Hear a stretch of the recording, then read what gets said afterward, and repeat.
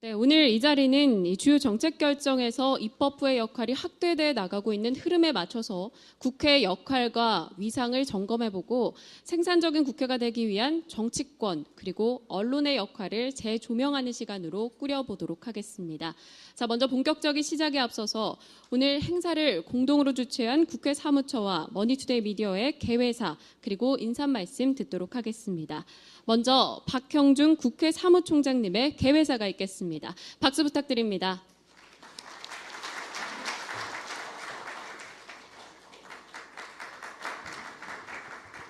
오늘 이렇게 바쁘신 가운데에서도 국회 사무처와 머니투데이가 주최한 국회의 정책기능 강화와 새로운 미디어 역할이라는 토론회에 참석해 주셔서 대단히 감사합니다. 특히 박영선 새정치민주연합 대표님과 정가윤 국회 부의장님을 비롯해서 오늘 많은 국회의원님들이 이 자리를 함께 해주셨습니다. 일일이 제가 거명을 해서 인사드리지 못하는 점 양해해 주시고요. 다시 한번 감사의 말씀을 드립니다. 사실 국회의 역할과 권한은 옛날보다 매우 강해졌습니다. 그러나 그런 강화된 역할과 권한에 비해서 국회의 정책 생산 기능은 아직 우리가 기대한 만큼 올라가지 못하고 있습니다. 외국의 사례를 보면 국회의 정책 기능이 강화될수록 여야 간의 정쟁은 약화되는 경향을 보이고 있습니다. 또 이런 정책 기능을 강화하기 위한 국회 안팎의 싱크탱크 기능이 갈수록 중요해지고 있고 국회 행정에 있어서도 이 정책 연구 기반을 강화하는 문제가 대단히 중요한 사안으로 떠오르고 있습니다. 앞으로 국회 사무처도 이런 어떤 국회의 정책 생산 기능을 강화하기 위한 정책 연구 기반을 어떻게 확충할 것인가에 대해서 깊이 고민해 볼까 합니다. 그리고 거기에 대한 생산적인 대안을 마련하도록 하겠습니다. 사실 국회의 정책 생산 기능이 강화되려면 미디어 역할이 대단히 중요합니다. 미디어가 계속 정치와 선거, 정쟁 중심의 보도를 하게 되면 국회의 정책 기능도 강화될 수가 없습니다. 또 미디어조차도 이념적으로 갈려서 이 정당과 같은 논조의 기사만 생산을 한다면 역시 이 정책 기능은 강화될 수가 없습니다. 미디어가 이 국회 또는 정부의 정책 생산과 이 감시 그리고 협력의 과정에 대해서 좀 더 면밀하게 그 보도를 하고 또 거기에 대해서 사회적인 어젠다를 주도하는 기능을 더 활성화해야 할 시점이 아닌가 싶습니다. 그런 의미에서 오늘 이 토론회가 앞으로 국회의 정책 생산 기능과 또 미디어의 그 올바른 방향에 대해서 다시 한번 깊게 생각을 해보는 그런 성찰의 기회가 되었으면 하는 바람입니다.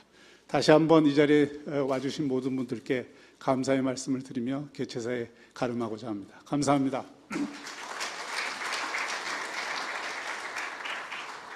네, 사무총장님의 말씀 다시 한번 감사드립니다. 이어서 오늘 이 자리를 마련해 주신 머니투데이 미디어 홍성근 회장님의 인사 말씀 듣겠습니다. 네, 저 홍성근입니다. 국회에서 많은 분들이 와주셨는데 일일이 인사를 드리지 못하고 깊은 감사의 말씀을 드린다는 말로 대신하겠습니다. 그리고 저는 짤막히 오늘 행사가 이렇게 마련됐는데 그 뒤에는 저희가 지난 5월에 새로 만든 더 300이라는 어떤 정치 미디어의 그 탄생과 연결이 되어 있습니다.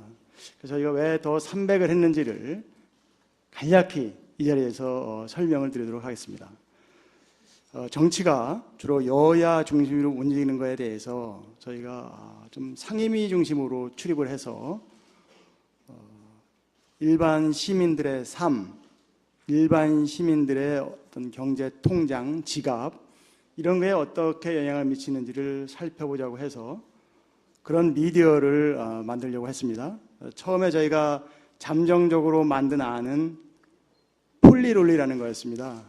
롤리폴리 이런 어떤 오뚜기 같은 그런 단어에서 약간 조어를 해서 폴리롤리라는 걸로 좀 친근하게 그렇게 가려고 했는데 실제 뛰는 기자들이 300으로 하자고, 마침 이 나라를 이끌고 있는 국회의원분들이 300분이시고, 그 다음에 하나의 영화지만 역사 좀 토대를 두고 있는 그 영화에서 스파르타라는 그 나라를 구한 그 300인의 용사들처럼 우리 국회의원분들이 지금 이 수준의 나라에서 좀 더 한 단계 더 높이는 그런 어떤 영웅적인 역할을 저희가 한번 기대해보자 하는 점에서 더 300으로 하자는 제안이 나왔고, 그래서 더 300이라는 타이틀로 저희가 이걸 시작하게 됐다는 점을, 그만큼 국회의원분들에게 저희가 뉴스 미디어로서 거는 기대도 크다는 말씀을 드리고자 합니다. 그리고 미디어의 기능에 대해서 한 가지만 좀 첨언 드리자면, 저희는 이제 새로 시작하는 미디어입니다. 15년이 됐습니다만 그래도 여러 가지가 기존 미디어하고는 약간 다르다고 스스로도 생각하고 있습니다. 특히 저희가 미디어가 자칫 갈등을 조장하거나 혹은 갈등과 함께 이렇게 생존해가는, 갈등이 없는 곳에 기사도 없다, 뭐 이런 식의까지 어떤 입장을 가질 수가 있는데, 저희는 그 갈등을 최소화하고 어떻게 화해를 할 수 있는, 사회적으로 여러 가지로 각종 문제에서 화해 조정자 역할, 그런 것을 미디어가 혹시 할 수는 없을까 하는 그런 고민을 더 우선하고 있다는 그런 말씀을 드리겠습니다. 그리고 여러분들께서 뽑아주신 유권자를 섬기듯이 저희가 열심히 이 자리에 계신 국회의원분들을 결국은 지금 완전히 잘못되어 있다 이런 말씀은 아니지만, 지금 시대의 흐름으로 볼 때 국회가 바로 서야, 혹은 국회의원분들이 올바른 어떤 입장과 그 태도를 견지할 때 나라가 선다 하는 그런 취지에서 더 300은 제목 그대로 국회의원분들을 섬기도록 그렇게 하겠습니다. 앞으로도 많은 격려와 또 성원을 저희에게 보내주시기를 당부드립니다. 고맙습니다.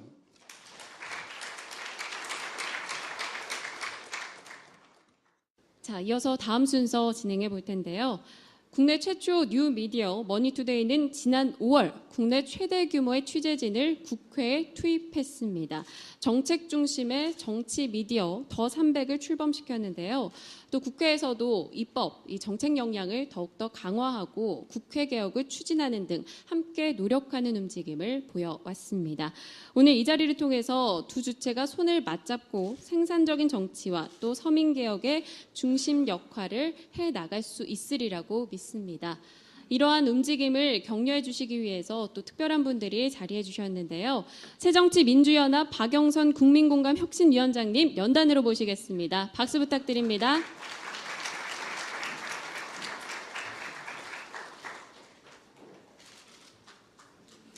네, 오늘 대단히 성대한 행사를 준비를 해주셨네요. 축하드립니다. 이 뜻깊은 자리를 마련을 해주신 홍성근 머니투데이 회장님, 그리고 박형준 국회 사무총장님께 감사의 인사드립니다.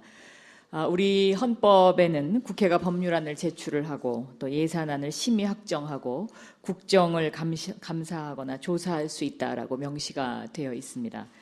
이러한 국회의 기능 중에서 가장 우선하고 또 중요한 것은 말할 필요도 없이 오늘의 주제인 바로 정책 기능일 것입니다.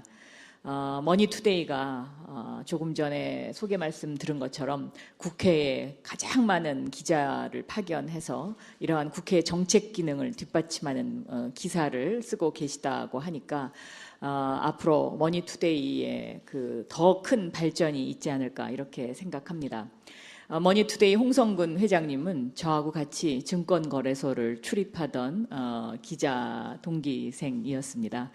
그런데 오늘날 이렇게 새로운 미디어를 탄생시켜서 새로운 미디어의 하나의 그 자리매김을 확실하게 할 수 있었다는 것은 아마 보통 사람은 하기 힘든 굉장히 어려운 그런 일을 해내시지 않았나 그렇게 생각합니다. 거기에는 머니투데이의 남다른 전략이 중요하지 않았나 생각합니다. 머니투데이는 빠르다, 속보에 있어서 그 어느 매체가 따라오기 힘들 정도로 굉장히 그 이미지 구축을 해갔고 또 그 머니투데이가 경제 기사를 중심으로 해서 이미지를 만들어감으로 인해서 머니투데이로서의 어떠한 그 고유한 브랜드를 가지면서 이렇게 새로운 미디어의 탄생에 아주 그 기반을 다졌다고 생각합니다. 그런 의미에서 앞으로 우리 국회가 이러한 정책 기능 중심의 사회로 가는 데에 이 머니투데이라는 어떤 하나의 언론사가 앞으로 매우 중요한 역할을 하지 않을까 생각되고 이러한 정책 중심의 기사가 많이 그 쓰여지면 쓰여질수록 대한민국의 민주주의와 그리고 국민을 위한 생활 정치의 하나의 보탬이 될 수 있을 것이다 생각합니다.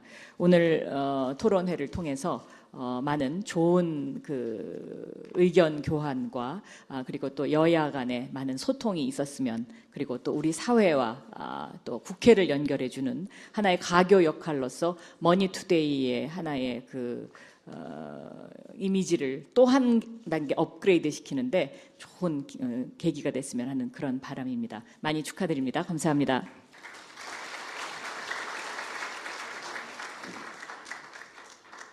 네, 박영선 위원장님의 말씀 다시 한번 감사드립니다. 일원으로서 더욱더 책임감이 막중하다라고 생각이 듭니다. 자, 이어서 새누리당의 김무성 대표님의 축사 듣는 순서 가져보도록 하겠습니다. 박수 부탁드립니다.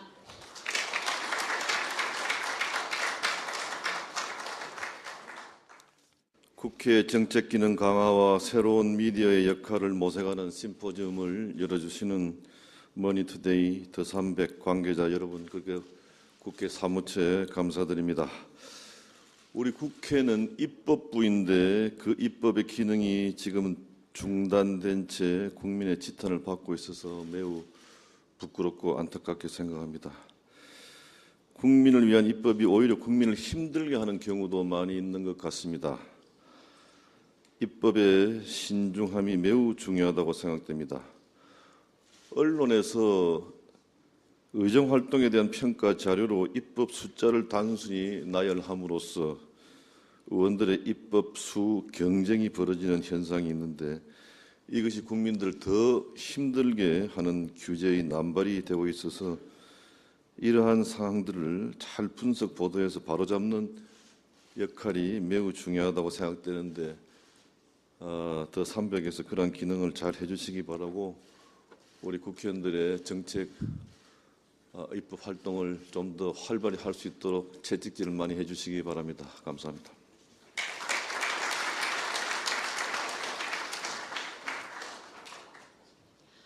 네, 김무성 대표님의 말씀 다시 한번 감사드립니다. 자, 그럼 지금부터 국회 사무처와 머니투데이 더300이 공동으로 주최하는 심포지엄 본 순서를 시작하도록 하겠습니다. 먼저 첫 번째 분 모셨습니다. 김준영 머니투데이 부국장의 주제 발표가 있겠습니다. 박수 부탁드립니다. 네, 안녕하세요. 머니투데이 정치부장과 경제부장을 겸하고 있는 김준영 부국장입니다.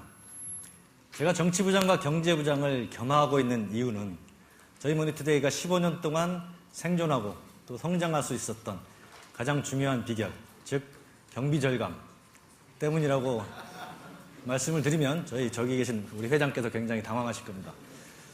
물론 그런 이유는 아닙니다. 저희는 더300을 출범시키면서 정치는 정책이다 이런 슬로건을 제시를 했는데요. 이 국회의 입법 활동과 행정부의 정책 수립 활동이 유기적으로 연결이 돼야 된다고 믿습니다. 미디어의 취재 시스템도 그런 유기적인 연결을 반영해야 된다는 그런 생각에서 정치부장과 경제부장을 겸하고 있는데요. 자세한 이야기는 설명을 하면서 말씀을 드리기로 하고요. 방금 축사를 듣다 보니까 사실 제가 하려고 했던 이야기를 다들 먼저 하셨고 너무나 잘 아시는 것 같아요. 의원님도 잘 아시고 저희 회장도 잘 아시고 그런 것 같아서 좀 새삼스럽긴 하지만 저희의 그 다짐을 다시 한번 다지는 의미에서 간단히 저희 프레젠테이션을 시작을 하도록 하겠습니다. 오늘 저희 프레젠테이션은 크게 8분야로 나눠져 있습니다. 길지는 않습니다. 긴장하지 마십시오. 이게 오늘 나눠드린 볼펜인데요. 이게 잘 되는지 모르겠네요. 자, 첫째가 우리는 머니투데이 300이 제시하고자 하는 정책 미디어의 개념이 어떤 건지를 살펴보고자 합니다. 그리고 국내외 언론들이 정책 뉴스를 다루고 있는 방식에 대해서 알아보고요.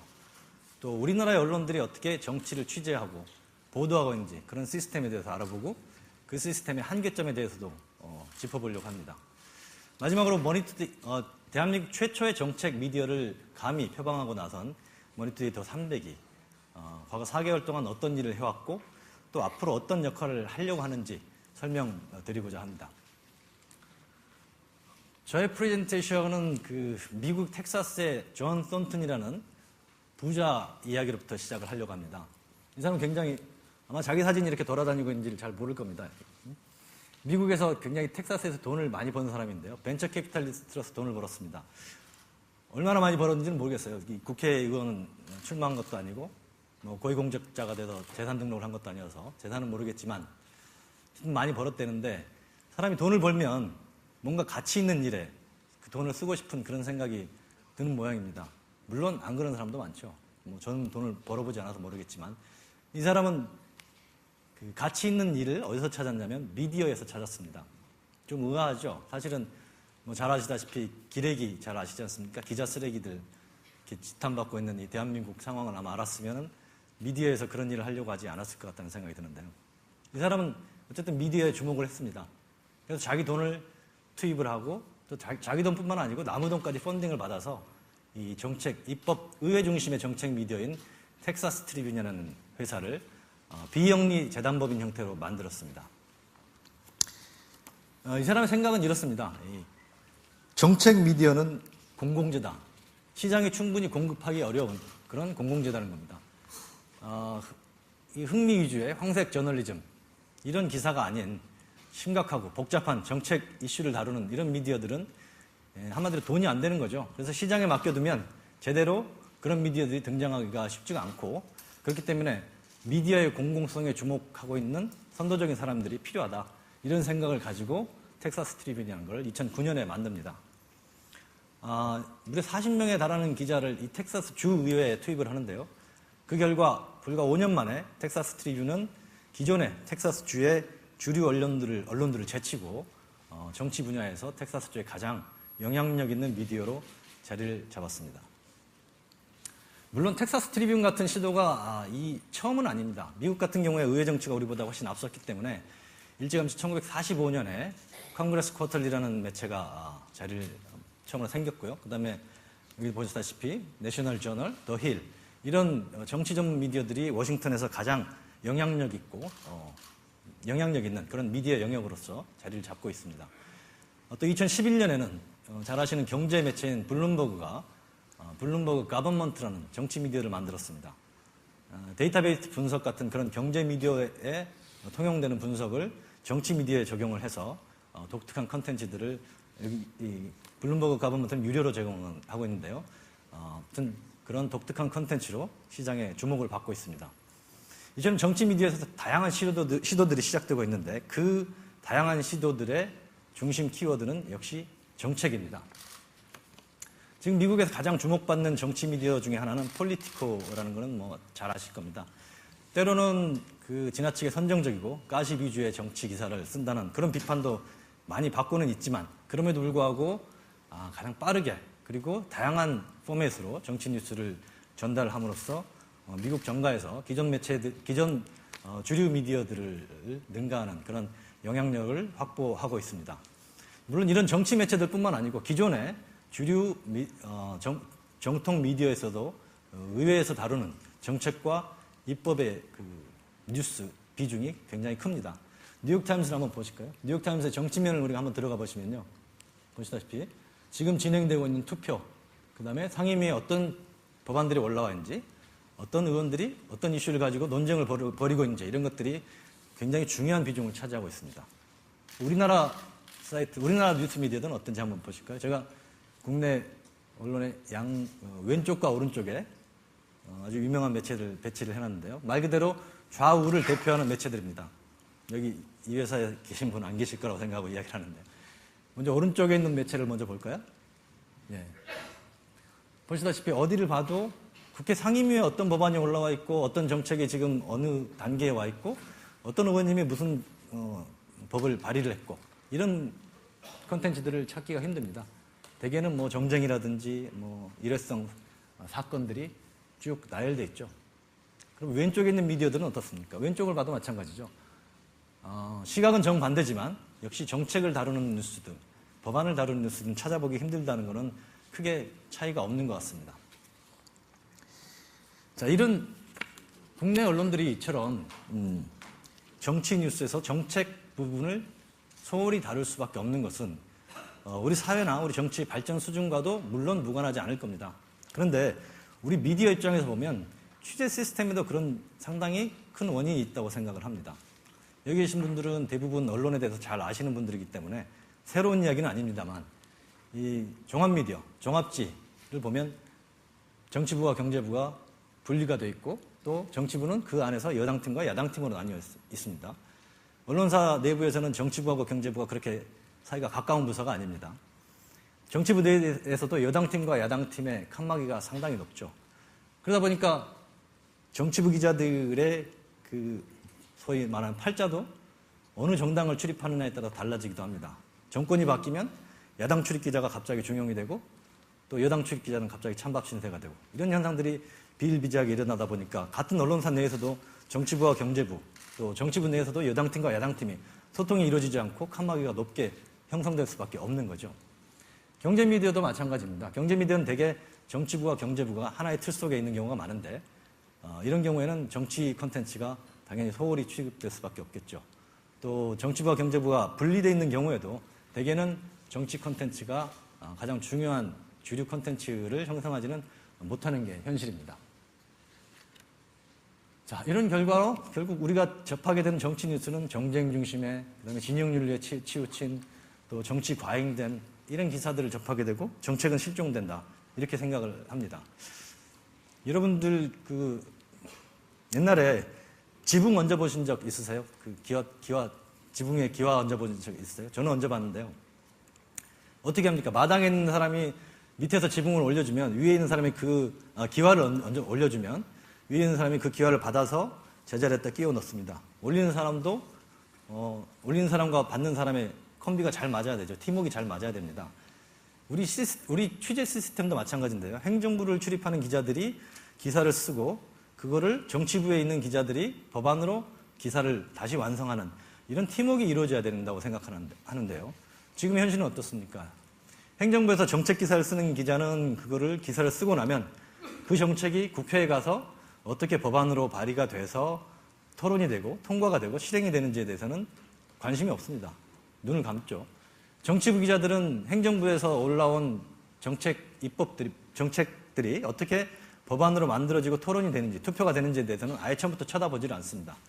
기와장으로 비유를 하자면 밑에서 기와장을 던지는 사람도 딴 데 보고 있고 던지고 나서 딴 데를 보고 받는 사람은 아예 받을 생각을 안 하고 딴 데를 보고 있으니까 기와장은 허공에 뜨는 거죠. 허공에 뜬 기와장이 결국은 땅바닥에 떨어져서 쨍그랑 소리가 나고 깨지고 와장창 거려야지 그때서야 기자들이 이거 뭐지? 무슨 일이 있었던 거지? 왜 깨졌지? 라고 그때부터 기사를 쓰기 시작하는 겁니다. 이런 시스템이 바로 우리가 처하고 있는, 우리가 지금까지 구경해온, 보고 있는 그런 정치 뉴스 취재 시스템이라고 생각을 하는데요.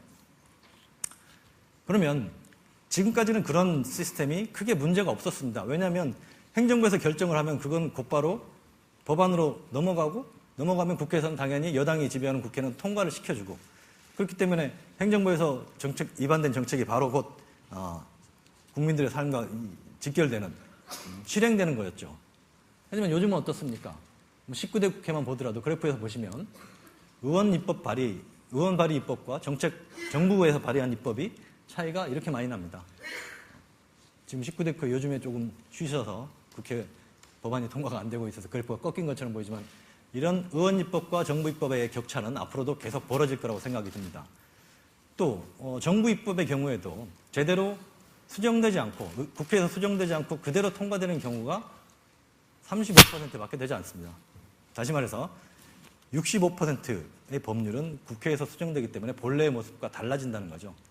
미디어 입장에서는 정부가 발표한 정책을 자 앞으로 이렇게 됩니다라고 독자들한테 기사를 썼다가는 시간이 지난 다음에 그게 오보로 판명될 가능성이 50%가 넘는다는 이야기입니다. 이런 식으로 기사를 쓸 수가 없는 거죠. 입법권이 어떻게 강화되고 있느냐 이런 추세에 대해서는 저희 국회 사무처의 남궁석 법제실장님께서 곧바로 설명을 드릴 거니까 이 정도에서 제가 말씀을 접겠습니다만 여튼 이런 입법권의 강화 추세를 반영할 수 있는 그런 미디어가 필요한 시점이 됐다. 여기에 대해서는 이론의 여지가 없을 겁니다. 그러면 정책과 입법에 특화된 미디어는 어떤 사회적 효용을 제공할 수 있을까요? 어떤 효과를 줄 수가 있을까요? 가장 중요한 것은 입법 비용, 즉 사회적 비용을 줄여준다는 겁니다. 이번 추석 때 선물들 아마 주고받고 많이 하셨을 것 같은데요. 혹시 도로명 주소 가지고 선물 주고받으신 적 있으신가요? 요즘 총장님 그러셨나요? 아마 많지 않으실 겁니다. 택배회사 아저씨한테 도로명 주소 가르쳐주면 굉장히 짜증납니다. 자기들 심지어는 우리 본인들 주소 혹시 자기 집 주소를 도로명으로 기억하고 계신 분 계시나요? 아마 거의 없으실 겁니다. 저는 이런 도로명 주소 행정 같은 게 그 정책 미디어가 제대로 작용하지 않고 잘못된 입법이, 그러니까 설익은 입법이 우리 사회에 굉장히 많은 비용을 초래하는 그런 사례라고 생각이 듭니다. 우리 20년 동안이나 진행되어 온 이런 법안이 그 과정에 중간에 미디어들이 이거를 팔로우하고 워치를 했다면 훨씬 더 보완되고 좋은 우리 삶을 정말 풍요롭게 해줄 수 있는 정책이 나왔을 수 있을 거라고 생각이 듭니다. 이런 정책 이처럼 그 처음부터 정책의 입법 발의 과정에서부터 통과까지를 지켜보는 그런 미디어가 있다면 우리의 입법 과정은 매우 투명해질 겁니다. 그래서 비리가 개입될 소지가 줄어들 것이고 또 어떤 특정한 이해 당사자들의 입장이 그대로 반영된 얼토당토하는 입법이 법안으로 만들어지는 그런 일들을 줄일 수가 있을 겁니다. 사후적으로 뿐만이 아니고 우리 사회가 어떤 정책을 필요로 하는지 우리 국민들한테 필요한 법안이 뭔지 이런 것들을 미리 발굴해서 보도를 함으로써 아젠다 세팅 기능도 할 수 있는 게 정책 미디어의 역할이라고 생각을 합니다. 이런 입법 기능에 충실한 제대로 정책을 만들어내고 법안을 만들어내는 의원님들이 국민들에게 평가를 받고 유권자들한테 심판을 받은 게 그게 바로 정치개혁의 출발점 아니겠습니까? 저희들은 그렇게 생각합니다. 그리고 그게 우리 사회가 한 걸음 업그레이드되는 출발점이라고 또한 생각하고 있습니다. 정치 주체별로 이런 정책 미디어의 효용을 다시 한번 정리해보면 국회는 정책으로 평가를 받고 정부는 효율적인 행정을 할 수 있고 그리고 기업은 정책 정보의 접근성이 강화되고 또 기업의 입장을 법안에 반영시킬 수도 있을 겁니다. 무엇보다 중요하게 우리 국민들이 내 호주머니에서 돈이 어떻게 나가야 되는지 이 법안이 내 호주머니에 어떤 영향을 미치는지를 정확하게 미디어를 통해서 전달받고 또 국민들의 의사를 법에 반영할 수 있게 해주는 것. 그게 바로 입법 정책 미디어의 역할이라고 생각합니다.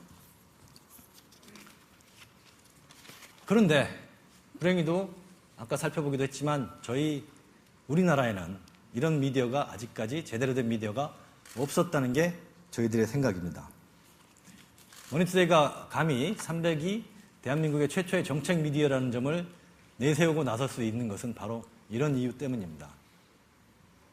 머니투데이는 최초의 정책 미디어를 꾸려가기 위해서 가장 먼저 취재 시스템을 혁신을 했습니다.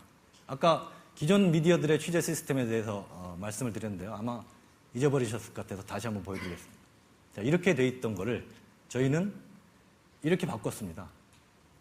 정치부를 출입하는 기자들은 여당과 야당으로 나뉘어져 있지 않고 상임위별로 팀이 꾸려져 있습니다. 그리고 행정부처를 출입하는 기자들과 횡으로 유기적으로 연결이 되어 있습니다. 이게 더 300이라는 하나의 틀 내에서 통합 운영되고 있습니다. 시너지를 내고 있는 거죠. 시너지를 더 내려고 하고 있습니다. 제가 정치부장과 경제부장을 겸하고 있는 이유가 경비절감 때문이 아니라는 거 이제 약간은 이해가 가실 것 같습니다.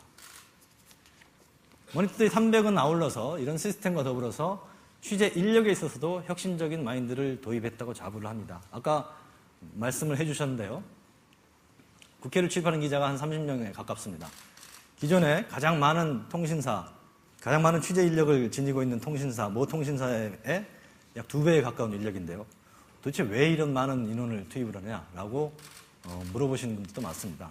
그런데 누구나 다 정책을 중요시한다. 어떤 미디어든 정책을 중요시한다고 이야기는 할 수 있습니다. 하지만 16개나 되는 상임위를 취재하고 커버하는데 그만한 인적, 물적 요소를 투입하지 않고서는 사실은 불가능한 일입니다. 말로만 그치는 거죠. 그렇기 때문에 저희는 국회 앞에 머니투데이 정치부만의 사무실, 취재본부, 더 300 취재본부까지 마련을 했는데요. 이런 것들이 기존의 취재 시스템을 뛰어넘는, 취재 인력의 바운더리를 뛰어넘는 하나의 혁신이라고 저희들은 자부하고 있습니다. 그럼 머니투데이 더 300의 취재 네트워크가 30명에 육박하는 정치부 기자들만으로 이루어지느냐? 그건 아니라고 생각합니다.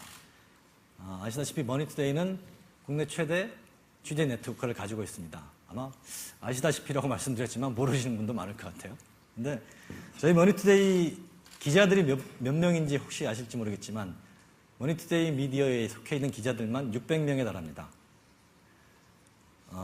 단일 미디어로서는 가장 많은 기자들을 보유하고 있는 미디어가 저희 머니투데이입니다. 어디 가서 다들 무얼 먹고 살고 있는지 좀 제가 걱정이 되는데 어떤 매체들이 있냐면요. 저희 머니투데이가 설립한 민영통신사 뉴스원이 있고요. 얼마 전에는 국내 최초의 민영통신사인 뉴시스를 저희가 인수를 했죠. 그리고 머니투데이 경제방송인 MTN, 국내 최대 자본시장 미디어인 더벨, 이런 취재 네트워크가 활용돼서 종합적으로 더 300이라는 컨텐츠를 만들어내고 있습니다. 물론 본체인 머니투데이는 1999년에 우리나라 최초의 온라인 미디어로 설립이 됐습니다. 그리고 15년 동안 경제 분야에서 가장 영향력 있는 미디어로 자리매김했다고 자부하고 있습니다. 이런 것들이 통합적인 시너지를 낸 게 정책 뉴스 머니투데이 더 300이라고 말씀을 드리겠습니다. 자, 이런 취재 시스템 혁신과 취재 인력 혁신을 통해서 저희는 지난 5월 15일 창립 이후에 다양한, 사실 지금까지 다른 매체에서는 볼 수 없었던 그런 컨텐츠를 생산하고 있습니다. 굉장히 너무 자화자찬하는 것 같지만 어쨌든 저희로서는 정말 소개해드리고 싶은 컨텐츠입니다. 가장 대표적인 건 런치 리포트라는 게 있습니다. 한번 보실까요?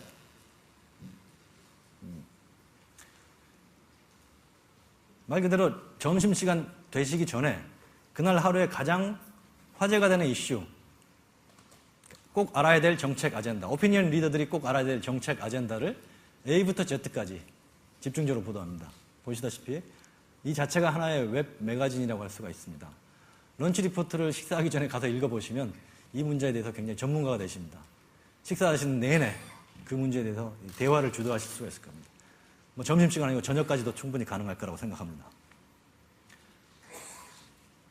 이거 메일로도 보내드리는데요. 혹시 지금 못 받고 계시는 분들은 아마 밖에 명함 놓으셨으면 아마 내일부터는 받으실 수 있을 거라고 생각합니다. 다음으로 저희가 재밌게 생각하는, 저희로서 재밌게 만들고 있는 컨텐츠가 액트타이머라는 게 있는데요.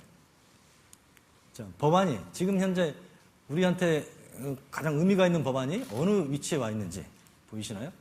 화살표를 통해서 알 수 있습니다. 지금 농협법 개정안은 상임위에 계류가 되어 있습니다. 단계별로 이렇게 상정 일자하고 그다음에 법안 원문까지 볼 수가 있고요.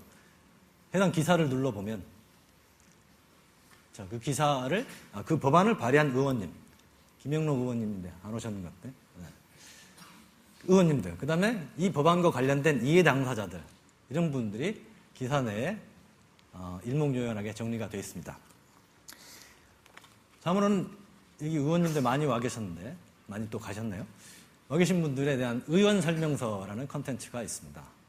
자, 의원 사용 설명서인데요.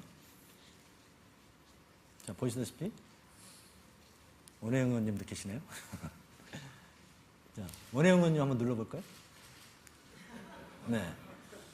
우리 원혜영 의원님 머릿속에는 어떤 생각이 들어가 계시는지 어떤 삶을 살아오셨는지, 어떤 법안을 발의를 했고 또 앞으로 어떤 법안을 계획하고 계시고 친한 분은 어떤 분들이시고 이런 내용들이 전부 들어있습니다.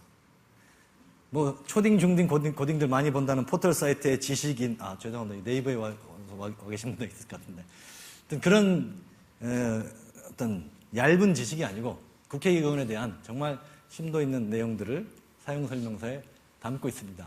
이분이 각각 각 분야별로 도덕성, 의정, IQ, 생존력, 정치력, 공감성, 재력 어떤 정도의 수준에 와 계시는지 별표를 통해서 금방 알 수 있습니다. 예, 재력이 제일 불쌍하시네요. 예, 도덕성은 거의 만점에 가까운 걸로 평가를 받으십니다. 자, 여기 김무성 대표님, 박영선 대표님 다 준비되어 있었는데 가버리신대요. 박영선 대표님 친화력에 있어서 별표 하나였는데. 그러니까 먼저 자리 뜨면 이렇게 욕먹는 겁니다. 자, 그 다음에 상임위 동향이라는 컨텐츠가 있습니다. 여기 국회 대관 업무 하시는 분들, 홍보하시는 분들 많이 와 계시는데요. 국회 출입하시면서 가장 궁금한 게 뭡니까? 우리 회사와 관련되어 있는 상임위에서 어떤 일들이 벌어지고 있는지, 상임위 소속되어 있는 의원님들이 어떤 법안을 만들고 있는지, 또 그 법안이 우리 회사에는 어떤 영향을 미칠지, 그게 제일 큰 궁금한 거고 회사에서 원하는 것도 거기에 대한 정보를 가져오는 거 아니겠습니까? 머니투데이 상임위 동향에 들어가 보시면 굳이 발에 땀나게 이렇게 안 돌아다니셔도 회사에 보고할 거리들이 다 들어있습니다. 저 300어록이라는 컨텐츠를 보면요.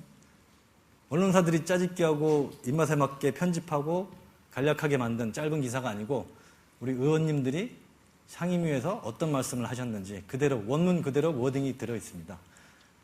미안한 말씀이지만 앞으로는 이제 의원님들이 거짓말하고 사시기가 상당히 힘드시게 된 거죠.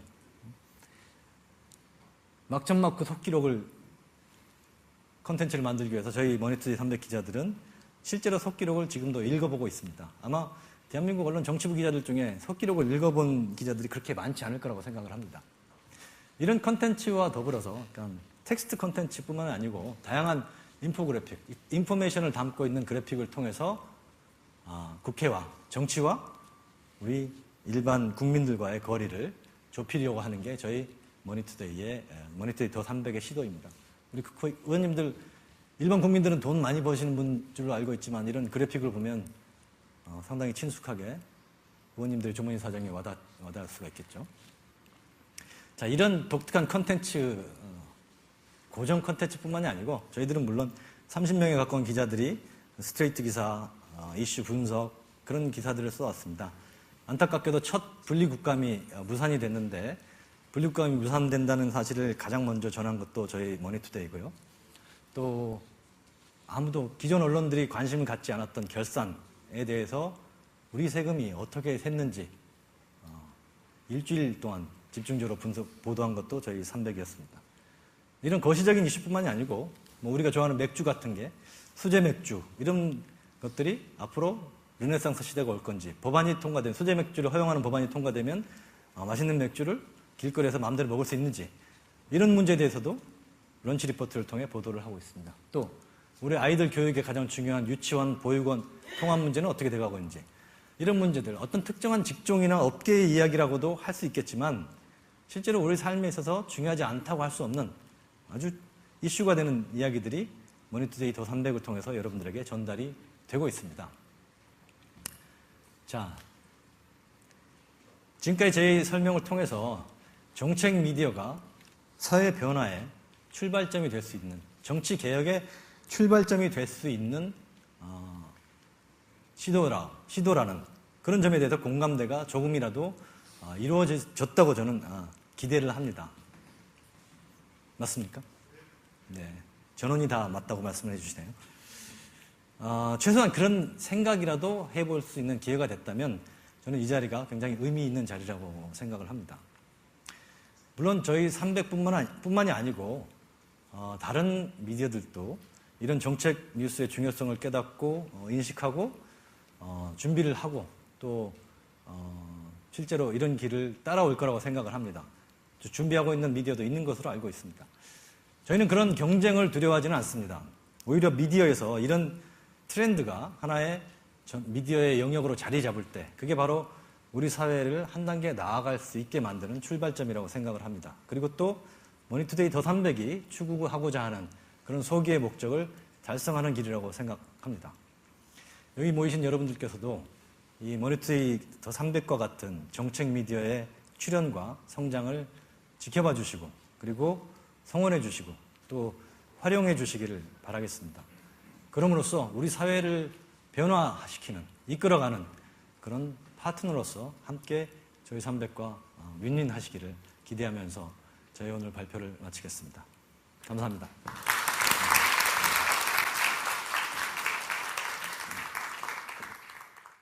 더 300이 정책 미디어로서 누구보다 빠른 정책 뉴스를 전달해주는 미디어로서 거듭나길 바라보겠습니다. 자, 이어서 다음 공을 넘겨주신 분이 있었죠. 이 국회 사무처 법제실장의 남궁석 법제실장 이야기 들어볼 텐데요. 입법 환경의 변화에 따른 국회의 역할 변화 그리고 입법, 정책 능력 강화 방안 등 주제 발표 가져보겠습니다. 큰 박수 부탁드립니다. 안녕하십니까. 국회 사무처의 남궁석 법제실장입니다.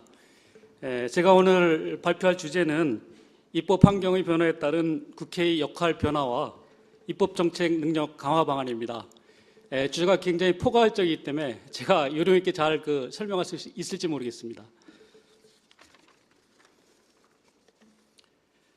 세월호 사건의 진상 규명을 위한 특별법 제정을 둘러싸고 여야가 대립이 격화되면서 국회 파행이 계속되고 있습니다. 세월호 이전의 대한민국과 세월호 이후의 대한민국이 달라져야 한다는 말이 돌 정도로 중요한 사건임에도 불구하고 국회가 이런 후속 절차를 처리하기 위한 절차를 마무리하지 못하고 있는 것은 우리 국회가 정책 문제 해결이라든가 사회적인 갈등 문제를 해결하는데 여러 가지 한계가 있다는 것을 단적으로 보여주는 것이라고 생각을 합니다. 사실 1987년 우리나라가 민주화가 진행이 되고 또 국가 사회의 구조가 변화가 되면서 국회의 역할과 위상이 매우 높아졌습니다. 그리고 입법부의 위상이 높아지면서 또 국회에 대한 국민의 기대가 매우 높아지고 있지만 국민의 기대에 부응하지 못하게 우리 국회의 역할은 국회가 역할을 못하고 있기 때문에 또 국민들의 국회에 대한 불신이 심화되고 있고 때로는 또 정치에 대한 어떤 냉소적인 그런 반응까지 나오고 있는 이러한 상황입니다. 이러한 상황에서 국회를 둘러싼 내외 환경의 변화에 따른 국회의 역할 변화와 또 입법 과정에서의 정책 과정에서의 국회의 역할을 살펴보고 또 국회의 입법정책적 능력의 발전 방안에 대해서 생각해 보는 것은 매우 뜻깊은 일이라고 생각을 합니다. 먼저 대내외적 환경의 변화에 따른 국가 거버넌스 체계, 국가 통치 체제의 변화에 대해서 말씀드리도록 하겠습니다. 이러한 변화를 가져온 요인들은 여러 가지 요인을 들 수 있겠습니다. 저는 세 가지가 가장 중요한 요인이라고 생각을 하고 있습니다. 첫째는 정치적 민주화를 우리가 쟁취했다는 것이고 두 번째로는 신자유주의 정책을 지속적으로 추진한 사항입니다. 이 부분은 경제구조라든가 사회구조에 큰 변화를 가져왔습니다. 그리고 또 하나의 요인으로 지식정보화 사회의 도래를 들 수 있습니다. 지식정보화 사회가 도래하면서 또 사회구조의 질적 변화를 가져온 그러한 중대한 사건이라고 생각을 합니다. 이러한 환경적인 입법 대내외적인 환경의 변화들이 통치구조 내지 어떤 국가의 거버넌스 시스템의 변화를 가져왔는데 세 가지 면에서 살펴보면 첫째로 정치체제 측면에 있어서는 대통령과 행정부에 집중되었던 국가의 권력이 입법부와 사법부의 권한이 강화되고 또 지방자치가 실현이 되면서 분권화된 민주국가의 과정을 거치고 있다는 것입니다. 두 번째로는 경제체제적 측면에서 보면 1980년대 이후에 신자유주의 세계화 정책을 지속적으로 추진하면서 경제의 주도권이 정부 주도에서 민간 주도로 진행이 되었고 이 과정에서 기업과 시장의 중요성이 점점 커지게 됐습니다. 또 이에 더해서 통치 방식의 변화가 생겨나게 됐는데 국가 체제 내에서 정치 권력이 분권화가 이루어지고 또 국가의 자율성이 약화되는 과정에서 또 한편으로는 사회의 자율성이 커지고 또 그 시장의 역할이 커지게 됐습니다. 이런 상황에서 국가와 시민사회의 관계는 수평적 관계로 변화되었고 이러한 수평적 관계의 변화됨에 따라서 국가의 통치 방식도 일방적이고 수직적인 관계에서 수평적이고 협력적인 관계로 변화를 맞이하였습니다. 이러한 변화 가운데 우리나라는 1960년대에서 80년대까지 어떤 발전국가 시대를 거쳐서 90년대 이후에는 신자유주의 규제국가의 형태의 발전을 일으켜 왔습니다. 그런데 이 과정에서 우리나라는 지금 발전국가 시대에 유산하고 또 신자유주의 정책이 지속적으로 추진되는 과정에서 나타난 여러 가지 문제점들을 해결해야 될 그러한 상황에 놓여 있습니다. 예를 들어서 경제적, 지역적 양극화의 심화라든가 저출산 고령화 현상, 그리고 계층 간, 지역 간, 세대 간 갈등, 이런 부분들이 우리가 해결해야 할 문제인데 이런 부분들이 해결이 쉽지 않은 기존의 패러다임으로는 해결하기 어려운 그런 상황에 처해 있다고 생각합니다. 2007년도, 2008과 2008년도에 일어난 미국의 금융위기가 전 세계적으로 확산이 되면서 신자유주의 정책이 어떤 그 한계에 대한 어떤 개선의 목소리가 일어나고 있고 이러한 부분은 전 세계에서 세계 각국에서 새로운 정치 경제 패러다임의 모색을 위해 노력을 하고 있는 그런 상황이라고 생각을 합니다. 우리나라도 마찬가지로 기존에 있던 이 발전국가 시대의 패러다임 그리고 또 신자유주의 규제국가의 패러다임을 좀 넘어서는 새로운 시대적인 패러다임을 찾아야 될 그런 시기에 놓여 있다고 생각을 합니다. 이러한 내외적인 환경 변화가 국회의 위상과 정치 과정상에 미친 역할에 대해서 잠시 말씀을 드리도록 하겠습니다. 이러한 정치적 민주화에 의해서 국회가 국민의 대표기관으로서 위상을 회복하게 되고 또 행정부와의 관계에서는 독립성과 자율성을 확보하게 되었습니다. 이에 따라서 이제 종전에 우리 국회가 통법부라는 비아냥거림을 받았습니다만은 이제는 실제로 입법과 정책의 중심기관으로 역할을 하는 단계로 이런 어떤 변화의 과정을 경험을 하고 있는 그러한 상황입니다. 또 이와 동시에 국회의원들의 어떤 역량이라든가 이런 부분들도 굉장히 향상되는 방향으로 나아가고 있고 또 입법 지원 조직의 강화 현상도 나타나고 있습니다. 다음은 국회와 시민사회의 관계의 변화를 말씀드리도록 하겠습니다. 국회가 입법과 정책 과정을 주도함에 따라서 국회와 시민사회의 관계도 매우 밀접해지고 있습니다. 이러한 아까도 말씀드렸지만 국회와 시민사회의 관계가 수직적 일방적 관계에서 수평적 협력적 관계로 변화하는 모습을 보이고 있습니다. 이러한 변화하는 과정에서 국회가 정치적 공론의 장으로서의 역할이 매우 중시되고 있고 이러한 시대적인 변화를 반영해서 우리가 각종 청문회라든가 공청회 그리고 세미나 그다음에 정책 토론회 등 다양한 형태의 다양한 방식을 통해서 시민 참여를 보장하는 방향으로 나아가고 있습니다. 또한 정책 네트워크의 구축을 통해서 정책 관련 이해관계자들에 대해서 중재 역할을 담당을 하고 있습니다. 또 세 번째 변화에 대해서 말씀드리면 국회와 언론과의 관계의 변화입니다. 국회의 위상과 또 기능의 회복과 동시에 이루어지면서 국회에 대한 언론의 관심이 매우 커지고 있습니다. 2014년 현재 국회 출입 언론기관이 191개사에 이르고 또 여기에 등록해서 참석하는 기자 수도 1,335명에 이를 정도로 국회에 대한 관심이 지대합니다. 하지만 아까도 우리 김 국장님께서도 말씀하셨지만 기본적으로 이제 우리 언론이 국회에 대한 관심이라고 하는 것이 너무나 정치적인 어떤 당파의 대립이나 이런 부분에 치중되어 있기 때문에 정책적인 측면에 대한 어떤 관심 이런 부분들이 매우 취약했는데 이렇게 그 더 300 같은 새로운 그 미디어가 출연함으로 인해서 우리나라의 어떤 그 입법부의 정책 기능 향상에 크게 기여할 수 있으리라고 그렇게 생각을 합니다. 다음으로는 국회의 입법 정책 그 역량 향상 방안에 대해서 말씀드리도록 하겠습니다. 제가 그 발제 자료로 제시한 자료에서는 여러 가지 뭐 포괄적인 주제에 대해서 다양한 어떤 그 문제점이라든가 대안을 제시했는데 이 자리에서는 그 제가 중요하다고 판단되는 5가지 사항에 대해서 말씀드리도록 하겠습니다. 그 첫째로는 그 정치적 투쟁이 장인 정치국회에서 입법 정책 경쟁이 장인 그 정책국회로서의 국회 시스템이 변화되어야 한다는 것입니다.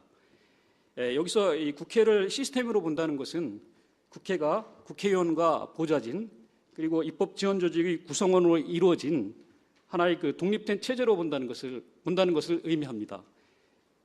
또 이러한 관점에서 본다면 국회의 어떤 입법 정책 역량의 강화는 결국 국회의 입법 정책 시스템의 구조를 효율적으로 개선하고 또 기능과 역량을 강화하는 것을 뜻합니다. 국회를 정치 투쟁의 장에서 입법과 정책의 산실로 개혁하려면 다음과 같은 네 가지 개혁이 필요하다고 생각합니다. 첫째로는 정치 권력의 분권화와 정당의 민주화 등을 통해서 국회의원들이 정책 문제에 접근할 때 어떤 당의 지시나 대통령의 지시 이런 것이 아니고 스스로 자율적으로 독립적으로 판단할 수 있는 여건이 마련되어야 한다는 것입니다. 이런 부분들이 이루어질 때 비로소 어떤 정책국회로서의 그 시발점이 마련된다고 생각을 합니다. 두 번째로는 정책국회의 실현을 위해서는 우리 국회 입법정책 시스템이 국민의 협조와 지지를 받아야 한다고 생각합니다. 그런데 이러한 지지와 협력을 받기 위해서는 국민의 신뢰를 회복하는 것이 무엇보다도 필요합니다. 그리고 세 번째로는 국회가 그 입법정책 그 기능을 효과적으로 수행하는데 저해 요소가 되는 그 국회의 제도와 관행을 지속적으로 개혁해야 한다고 하는 것입니다. 그리고 네 번째로는 국회의원들이 그 입법 정책 활동을 체계적으로 지원할 수 있도록 전문성과 또 입법 정책 정보를 생산할 수 있는 효율적인 입법 지원 체계를 구축하는 것입니다. 이런 부분이 국회 시스템적으로 국회가 기본적으로 정책국회로서 변화되기 위한 조건이라고 생각합니다. 다음은 국회의 입법정책 기능상의 그 문제점과 효율화 방안에 대해서 말씀드리도록 하겠습니다. 입법 기능과 관련해서는 먼저 그 최근에 문제가 되고 있는 과도한 그 의원입법의 양적 팽창에 따른 문제점과 개선 방안에 대해서 말씀드리도록 하겠습니다. 그 18대 국회에서 그 의원입법 법안 발의 건수가 12,220건에 이르고 또 19대 국회 전반기에는 9,711건에 이를 정도로 의원입법이 폭주 현상이 나타나고 있습니다. 의원입법이 증가하는 현상은 국회의원들이 적극적인 입법 활동의 결과라고 하는 측면에서 보면 매우 그 긍정적인 측면이 있는 것도 사실이지만 그럼에도 불구하고 또 부실입법의 양산이라든가 그 처리 능력을 그 넘어서는 그러한 의원 발의 입법이 늘어남으로 인해서 그 법안 처리의 효율성이 떨어지고 지체 현상이 나타나는 그런 부작용이 또 나타나고 있습니다. 그래서 이런 문제를 해결하는 것이 중요한 문제로 대두되고 있는데 이런 그 여기에 대한 대응 방안으로서는 첫째로는 의원 발의 법률의 수를 적정 수준으로 줄이는 그런 방안이 한 방안이 될 수 있겠고 또 다른 방안으로는 법제실이나 또 그 위원회의 법률안 처리 능력을 향상시키는 것이 필요합니다. 의원 발의 법률 수를 적절하게 이렇게 조정하는 방법으로 몇 가지 말씀을 드리면 아까도 그 김무성 대표께서도 말씀하셨지만 의원의 어떤 의원에 대한 평가를 하는 데 있어서 발의 건수를 중심으로 평가하기보다는 발의 통과 건수라든가 아니면 통과된 법률의 내용을 중심으로 평가하는 그런 어떤 평가의 방식의 변화가 필요할 것 같고 두 번째로는 그 의원입법 발의 전에 비용 추계서라든가 아니면 규제 영향 분석서 또는 그 청문회나 공청회 절차를 거치게 하는 등 너무 쉽게 법안을 발의할 수 있는 그런 현 시스템을 바꿀 필요가 있습니다. 그리고 교섭단체 차원에서 또 그 법안의 발의 여부를 심사토록 해서 중복된 법안 발의 또 그리고 불필요한 법안 발의를 사전에 차단할 수 있도록 하는 방안을 마련할 필요가 있습니다. 그리고 그 위원회의 법안 처리 능력 강화를 위해서 법안 심사 소위원회를 복수로 한다거나 또는 법안을 중요도에 따라서 법안 처리 방식을 달리하는 등의 효율화 방안을 마련할 필요가 있습니다. 다음으로 국회 재정 통제 기능과 관련된 문제점과 개선 방안에 대해서 말씀드리도록 하겠습니다. 국회의 재정 통제 기능은 예산 정책처가 설립됨으로 인해서 재정 정보 생산 능력이 향상되는 등 어떤 부분에 있어서는 그 향상된 부분도 있지만 전반적으로 입법 기능에 비해서는 그 여러 가지 부족한 점이 많이 나타나고 있다고 생각합니다. 여기에서는 재정 통제 기능 강화와 관련해서 예산결산특별위원회를 상임위원회 하는 문제 그리고 예산결산 심사를 내실화하기 위한 심사 관련 절차법 제정 문제에 대해서 말씀드리도록 하겠습니다. 먼저 그 예산결산특별위원회를 상임위원회로 전환하는 문제는 그동안 국회에서 여러 번 논의가 되었습니다만 실제로 실현이 잘 안 되고 있는 사항인데 어쨌든 그 예산결산위원회 특별위원회를 상임위원회로 전환할 경우에 가장 중요한 것은 예산결산위원회와 일반 상임위원회의 관계를 명확히 할 필요가 있다는 것입니다. 그리고 이러한 그 상임위원회를 해서도 또 전문성과 예산과 재정 관련 그 능력을 가지고 있는 위원들을 선임을 해서 상임위원회를 운영한다면 지금보다 훨씬 예산결산 심사에 대한 어떤 그 국회의 능력이 향상될 것이라고 생각합니다. 다음으로는 국회 예결산 심사 절차에 대한 제정 필요성입니다. 사실 우리 국회법에는 예결산 심사를 위한 형식적인 그 절차만 규정이 되어 있는 그런 상황입니다. 그렇기 때문에 이 예결산을 심사할 때 적용되는 심사 기준이나 뭐 이런 내용들이 불비하기 때문에 그 예결산 심사가 잘 이루어지고 있지 않기 때문에 이를 개선하기 위해서 그 국회 예결산 심사 기준이라든가 정부의 자료 제출, 그 정부 관련 자료를 국회에 제출하는 내용, 그리고 예결산 심의 방식 등을 그 정한 그 예결산 심사와 관련된 그 구체적인 내용을 명확히 규정한 예결산 심사 절차법을 제정한다면 지금보다는 훨씬 그 예결산 국회의 어떤 재정 통제 기능이 향상될 수 있으리라고 생각을 합니다. 다음으로 그 정부 정책에 대한 견제와 감시 기능과 관련돼서 말씀드리도록 하겠습니다.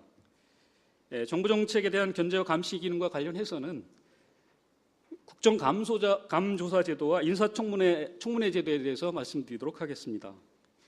국정감조사 제도는 특히 국정감사 제도 같은 경우에는 우리나라의 특유한 어떤 그 정부 통제 수단으로 기능을 하고 있는데 일부에서는 뭐 많은 비판을 하고 있습니다만은 우리 그 국회에서 그 차지하고 있는 역할이 또 매우 중요하고 국회 그 앞으로도 국정감사에 관련된 부분은 효율화 방안을 마련해서 지속적으로 유지를 할 필요가 있다고 생각합니다. 그 실효성 강화에 중점을 두고 개선 방안을 말씀드리면 첫째로는 그 국정감사나 조사 결과가 그 국회가 시정 요구한 사항에 대한 그 이행 실태를 점검을 하고 그 불이행에 대한 제재를 강화해서 국정감조사 제도의 어떤 실효성을 제고할 필요가 있습니다. 그리고 두 번째로는 국정감조사 제도의 실효성을 높이기 위해서 국회 입법 지원 조직으로 하여금 국정감조사와 관련된 사실관계를 이 조사 확인을 위한 예비 국정감조사 제도를 도입할 필요가 있다고 생각합니다. 세 번째로 그 2012년도에 개정된 법 취지대로 각 상임위원회가 그 자율적으로 국정감사를 실시하게 한다거나 또 최근에 도입된 분리국감도 차질 없이 시행할 필요가 있다고 생각합니다. 다음으로는 국회 인사청문회에 대해서 살펴보도록 하겠습니다. 국회 인사청문회는 2000년도에 도입된 이래로 심사 대상을 확대하고 또 청문 절차를 발전시키는 등으로 해서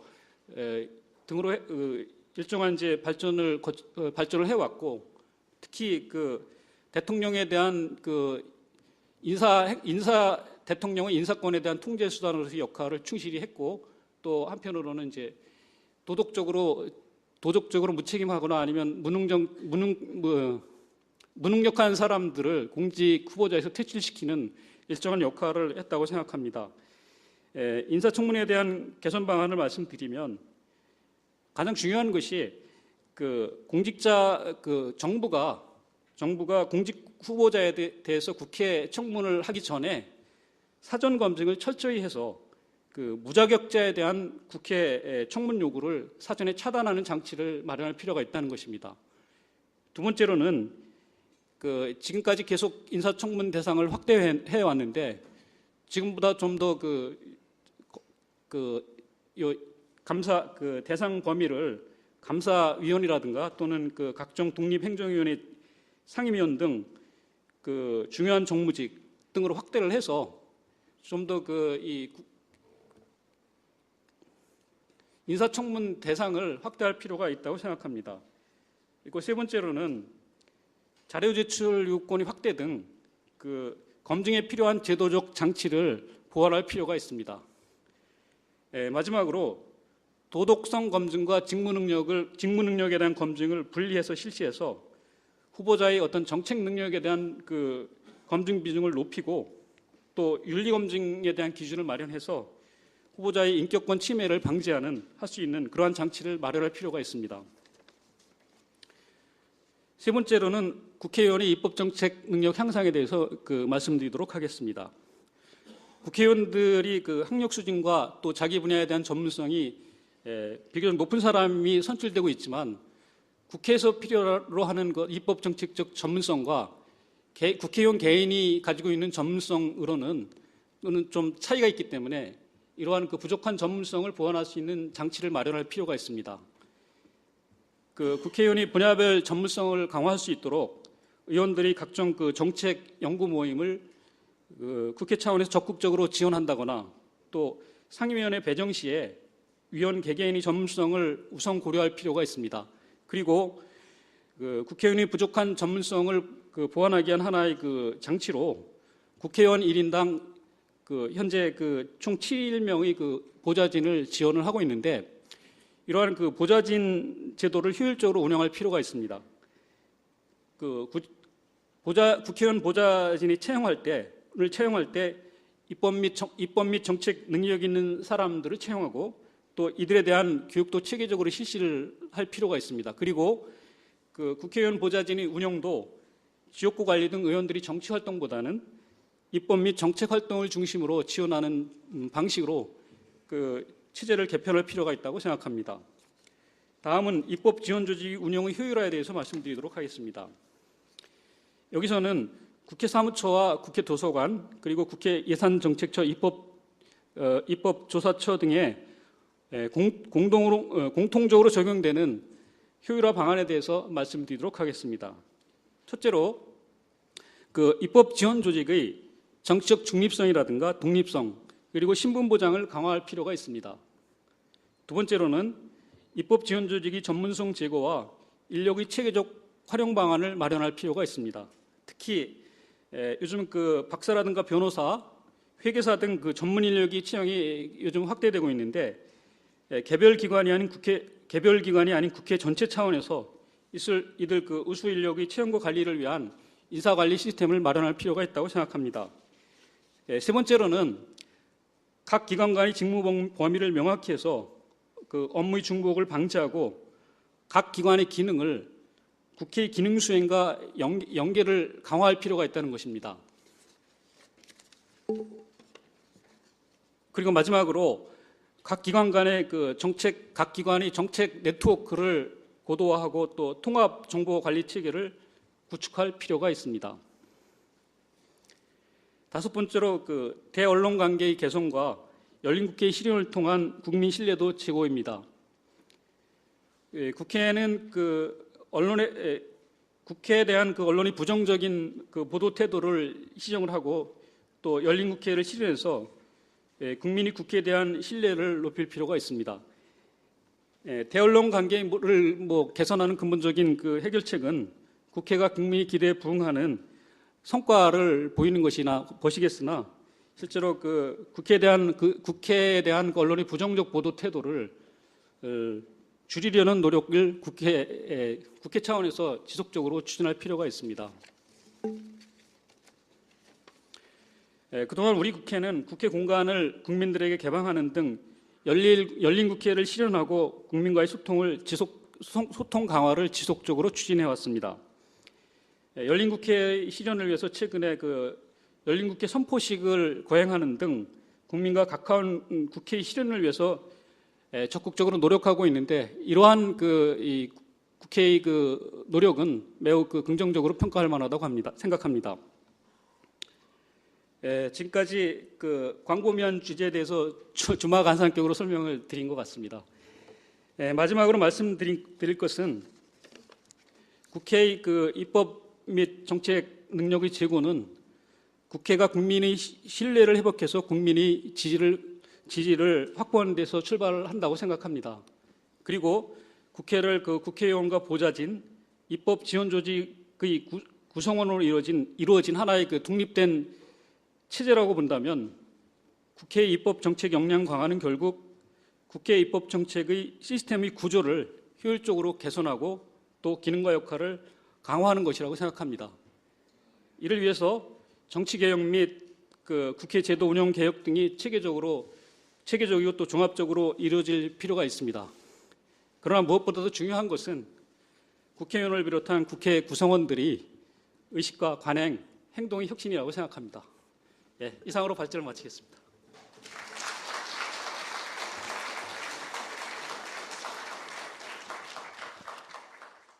김준영 부국장께서는 일단 국민의 강화된 정책, 국회의 강화된 정책 기능에 맞춰진 미디어의 사명을 이야기해 주셨고요. 그 안에서 하나의 모델로서 더 300이 어떤 역할을 할 것이고 그 콘텐츠까지 언급을 해 주셨습니다. 런치 리포트나 액트 타이머 그리고 국회의원 사용 설명서 등까지 재치 있게 말씀을 전해 주셨고요.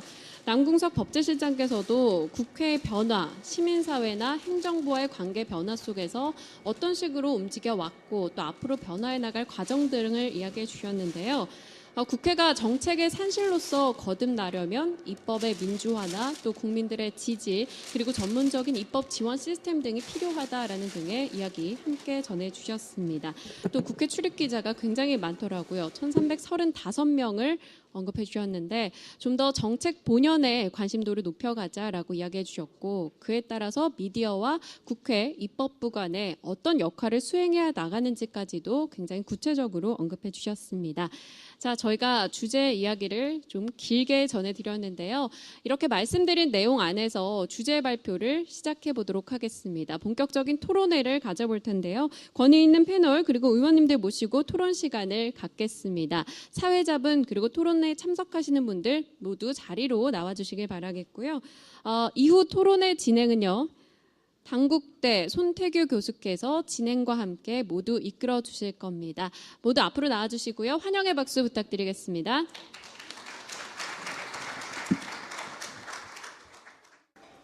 이 자리가 사실 저도 국회 출입 기자를 했었고 또 학교에서 학생들에게 언론과 국회의 관계에 대해서 강의를 하는 입장에서 굉장히 의미가 있고 또 많이 배우고 앞으로를 생각할 때 상당히 역사적인 자리라고 평가할 정도로 뜻깊은 그런 심포지움이 아닌가 생각합니다. 사실 오늘 국회의원 의원님들 다 가셨네 보니까 토론자 의회는 가셨는데 저는 국회의원 또는 국회가 언론과의 관계에서 상당히 억울한 측면이 많습니다. 사실 세상에서 제일 재밌는 게 싸움 구경 아닙니까? 언론이 가장 주목하는 것은 남들이 싸우는 겁니다. 그리고 숙명적으로 국회는 싸우는 자리입니다. 그냥 사이좋은 국회가 있을 수 없습니다. 본질적으로 숙명입니다. 국민들이 양당을 또는 3당을 나누어서 국회로 보낼 때는 싸우라고 보내준 겁니다. 근데 싸우는 걸 보고 한참 재밌게 구경하고는 꼭 돌아서 욕을 하죠. 저놈들 맨날 싸운다고. 그래서 국회의원들은 상당히 억울한 측면이 있습니다. 물론 대한민국 국회의원들이 조금 심하게 싸우니까 문제가 있습니다만은 그 양반들은 원래 그 법안을 만들고 예산을 그 심의하는 과정에서 이해가 끌려서 갈등과 그 어떤 피나는 그 투쟁을 할 수밖에 없습니다. 그것을 국민들이 이해를 하셔야 되는데 그게 눈에 안 보이죠.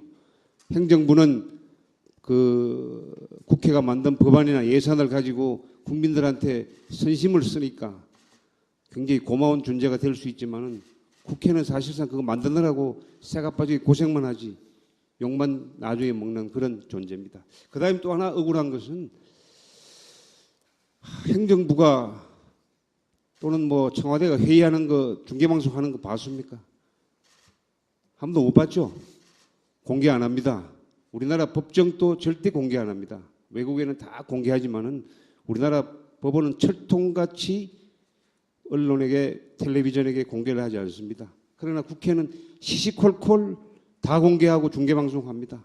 그리고 기자들이 제일 만나기 쉬운 존재가 국회의원입니다. 무방비 상태로 노출되어 있습니다. 그러니까 상당히 그런 측면에서도 억울한 저고 불리한 측면이 많지요. 그리고 욕은 많이 먹고 그런 상황 속에서 국회의원들이 고생하는 측면이 있다는 것을 전제로 하고 오늘 김준영 국장께서 또 그 국회의원들의 정책 활동과 또는 언론의 상황을 잘 분석해 주셨습니다. 그리고 앞으로 언론이 어떤 방향으로 나아갈지에 대해서도 상당히 의미 있는 그 방향을 제시했습니다. 그리고 남궁석 실장께서 그런 국회의 정책 능력과 또는 언론과의 관계를 아주 그 역사적으로 구조적으로 그 배경과 또는 현황을 잘 분석해 주셨습니다. 그러한 그 주제 발표를 토론으로 오늘 여기 직접 그 국회의원으로 활동하시는 분, 특히 두 분은 의원으로 활동하실 뿐만 아니라 과거 언론에 굉장히 경험이 많고 또 실제 일한 분도 계시기 때문에 정책 문제와 언론과의 관계를 좀 깊이 있게 토론해 주실 거라 믿습니다. 그리고 행정부에 계신 분 또 법조에 계신 분은 또 나름대로 바깥에서 보시면서 또 직접 언론을 경험하시면서 정책 능력과 언론의 그 관계 그것을 좀 충분하게 토론해 주시리라 생각합니다. 아까 말씀드린 대로 시간이 많지 않기 때문에 그 한 분이 7 내지 8분 이내로 말씀해 주시고 나중에 남는 시간이 있으시면 여기 정중석에 계신 분들의 질문 또는 토론과 그 발표를 맡아주신 분 상호 질문 이것으로서 오늘 심포지움을 마칠까 합니다. 먼저 옆에 계신 순서대로 할까요? 예, 민병두 의원께서 해주시겠습니다. 여기 오신 분들은 되게 어디로 정문으로 들어오셨나요? 국회 도서관으로 해서 들어오셨나요? 그전에는 국회 정문만 출입할 수 있었는데 제가 기자 시절에 아니 국회 도서관을 지금 3만만 경비를 거쳐서 들어가는 게 말이 되느냐. 국회 도서관 들어가는 사람들은 좀 자유롭게 들어갈 수 있어야 되지 않느냐 얘기를 했더니 당시에 국회의장이 그 참 좋은 생각이다 해서 바로 열어주신 국회 도서관 출입글 따로 만드신 적이 있어요. 지금은 국회 상임위에 일반인들이 가서 방청이 가능합니다. 방청권을 받든 어떻게든 또 시민사회단체가 가서 모니터하는 것도 가능합니다. 그런데 98년도까지는 불가능했습니다. 제가 그 당시에 국회 출입 반장이었는데 팩스가 하나 왔어요. 정치개혁 시민연대라고 하는 곳에서 자기들이 국정감사를 감사하겠다는 거예요. 그래서 당신들은 숫자가 몇 명이 되냐? 그때 한 10명 정도 된다. 근데 10명이면 불가능한 얘기죠. 그렇지만 굉장히 의미 있는 것이라고 생각했어요. 그래서 우리 취재팀을 다 동원해서 같이 합작을 하자. 한번 모니터를 하자. 그래갖고 사고까지 내고 시민이 시민사회가 국회보다 더 상위의 권력이다. 시민이 국정감사를 감사한다. 이런 주제로 사고까지 내고 시민사회 단체 사람들을 상임위에 투입을 했는데 16개 상임위 중에서 12개 상임위에서 쫓겨났습니다. 기자하고 정부 관계자만 참관할 수가 있다는 것이죠. 그래서 왜 쫓겨났냐, 왜 쫓아냈냐, 상임위원장한테 인터뷰하고 질의하고 뭐 계속 하다 보니까 국정감사가 끝날 때쯤에는 한 8개 상임위 정도로 압축이 됐어요. 그 다음에 국회 이 각종 청문회에 또 우리가 청문회도 이제 우리가 시민사회단체가 감시하겠다. 그래갖고 또 시도를 했는데 하여간 그런 시도가 서너 번 반복된 끝에 국회가 완전히 열렸어요. 그런 걸 보면서 굉장히 보람이 있었는데, 그래서 저는 오늘 이 머니투데이 더 300 기획을 보면서 참 의미 있다라고 생각합니다. 또 하나 또 아쉽기도 하고 한 거는 제가 기자 시절에는 세상을 매일같이 변화시킨다고 생각했거든요. 기자는 정말 세상을 매일같이 변화시키는 유일한 직업이라고 생각합니다. 작은 매체에 있든 큰 매체에 있든 1인 미디어에 있든 그것이 다 확산이 되고 어디론가 반영이 되고 인사에 반영이 되든 정책에 반영되든. 그러나 국회의원은 매일같이 세상을 바꿀 수는 없습니다. 크게 바꿀 수는 있겠죠. 세상을 크게 바꿀 수는 있다고 생각하는데, 그래서 이렇게 매일매일같이 세상을 바꾸는 언론의 역할이라고 하는 것이 굉장히 중요하다라는 생각을 갖습니다. 아까 우리 김무성 대표도 말씀하시고 또 법제실장께서도 말씀하셨는데 법안이 지나치게 양산되고 있다. 저는 그 제 책임도 있다고 생각해요. 시민사회단체가 국정감사에 감사하게 하다 보니까 시민사회단체가 우수국회의원 뭐 이런 걸 만들어갖고 발표를 하기 시작했어요. 그러다 보니까 법안도 굉장히 경쟁적으로 내게 되고 요새는 또 시민사회단체 시상하는 데도 여러 군데 있다 보니까 그러다 보니까 결국 그 법안의 양산으로 간 측면도 있지만 전 법안의 양산 자체를 갖다가 막는 것은 잘못된 것이다 이렇게 생각합니다. 특히 아까 김무성 대표가 규제를 남발하는 법들이 너무 많다. 근데 세상에 모든 법이 규제만 있는 법은 아니라고 생각합니다. 오히려 규제를 완화하는 법도 있고 이렇게 법을 공당의 대표가 법을 규제를 생산하는 것으로 단순히 규정하는 건 문제가 있다라고 생각이 됩니다. 그런데 저는 그래서 그럼 어떻게 할 거냐. 12,000개의 법안이 지금 제출되어 있는데 2년 만에 3,000개밖에 통과가 심의가 안 됐단 말이에요. 그럼 방법은 뭐냐. 저는 법안 심사 소위를 세분화, 복수화, 상설화하는 것이 국회 개혁의 지금 최고 핵심적 과제라고 생각합니다. 1988년 13대 국회에서 청문회 제도, 국정감사 제도의 부활, 이후 최고의 개혁은 법안 심사 소위의 복수와 상설화라고 생각합니다.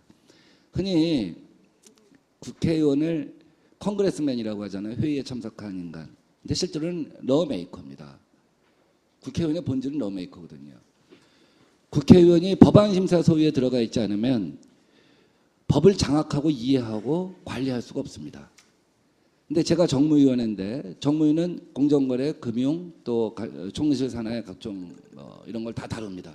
보훈 업무랄지 국민권익이랄지. 이건 불가능한 얘기입니다. 정무위에 공정거래를 다루는 법안심사소위가 따로 있어야 되고 금융을 다루는 법안심사소위가 따로 있어야 되고 국가안전, 국민권익, 보훈 업무를 다루는 법안심사소위가 나눠져야 됩니다. 이 법안심사소위의 세분화 복수화는 국회 최대 개혁이고 또 반드시 매주 화요일이면 화요일 법안심사소위의 날을 갖다가 의무적으로 둬야 합니다. 의무적으로 열도록 해야 되는 거죠. 물론 법이 밀려있으면 일주일에 서너 번 할 수도 있다고 생각합니다. 지금 여러 가지 이유로 지금 새누리당에서 이 부분을 갖다 거부를 하고 있습니다.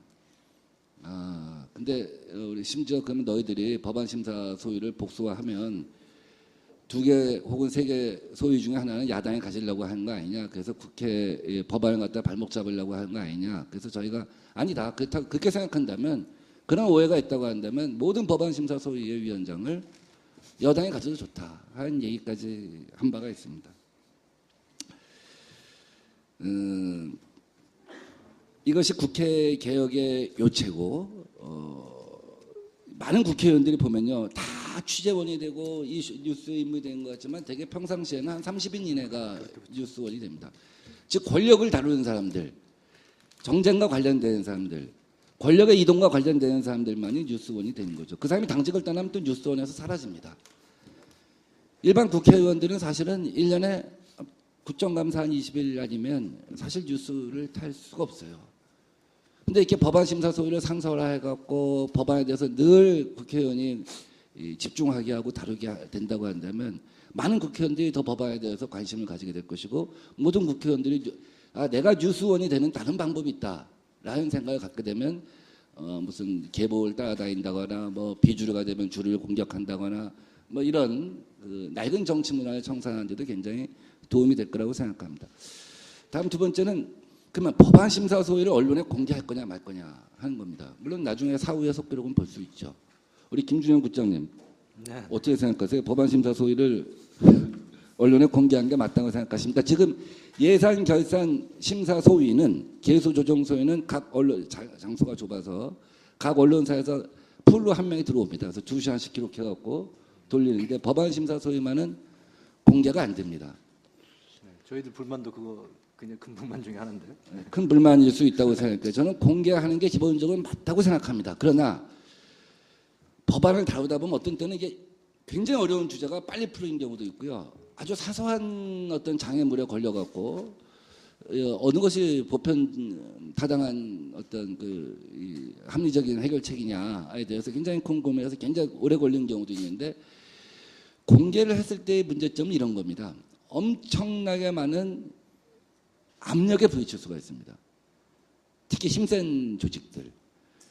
우리가 작년에 일감 물어주기법이랄지 임원보수공개법 같은 거 할 때 맨 처음에 임원보수공개법을 작년 2월 달에 통과시켰습니다. 대기업 임원보수공개법을.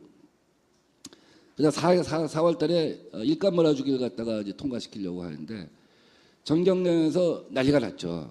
대기업이 난리가 났죠. 도대체 임원보수공개를 통과할 때까지 어떻게 정경련은 아무 활동도 안 하고 있고 이런 걸 몰랐느냐. 그래서 4월 달부터 정경련이 거의 일일 가정교사를 하다시피 하면서 의원들을 갖다 찾아오고 감독을 하게 됩니다. 그래서 그런 일상적으로 공개되면 지금 법안이 어떤 속도로 어떤 방향으로 진행되고 있다. 물론 정경련뿐만이 아닙니다. 또 많은 엄청난 힘을 가진 이익단체들이 있죠. 뭐 노동조합이랄지 혹은 뭐 의사협회랄지. 그래서 이건 사실 간단한 문제는 아닌 것 같다. 근데 한번 우리가 오늘 한번 토론해볼 필요가 있다. 또 언론에서도 한번 의제화해볼 필요가 있다라는 생각을 갖습니다. 세 번째는 지금 사실 우리 더 300이 추진하는 것은 굉장히 좋은 시도인데 이게 우리는 아직 그 법안과 정책을 갖다가 기사화하는 것도 그렇고 소비하는 거에 굉장히 익숙치가 않아요. 사실 미국의 무슨 뉴욕타임스다 워싱턴 포스트다 그래 보면 그 백악관 출입 기자 하면 그 사람이 65년, 뭐 68년도, 72년도부터 출입을 쭉 했더라고요. 그래서 그 사람들이 쓰는 기사는 다 뭐 메디케어, 뭐 오바마가 메디케어를 얘기했는데 이 메디케어가 통과됐을 경우는 5,300만 명에서 5,800명이 뭐 이득을 본다 안 본다. 대개의 기사가 더 그렇죠. 뭐 캠프에 무슨 참가한 사람들이 누구고 뭐 누구를 영입하고 이런 기사들은 거의 다 없죠. 또 별로 큰 땅덩어리가 그 인구가 많아서 그렇지 별로 큰 관심도 없고 되게 다 정책 기사고 또 미국 사람들은 쿠폰 하나도 우리 지역 신문에 쿠폰 하나도 떼어갖고 가서 소비를 하는 사람들이기 때문에 그런 걸 꼼꼼히 따져보는 게 익숙한 것 같아요. 그래서 불가피하게 더 300은 인성화, 그러니까 사람을 중심으로 국회의원을 중심으로 기사를 갖다가 작법을 도입을 하고 또 부분적으로 연성화해서 쓸 수밖에 없는 시작은 그렇게 할 수밖에 없는 지점이 있다고 봐요.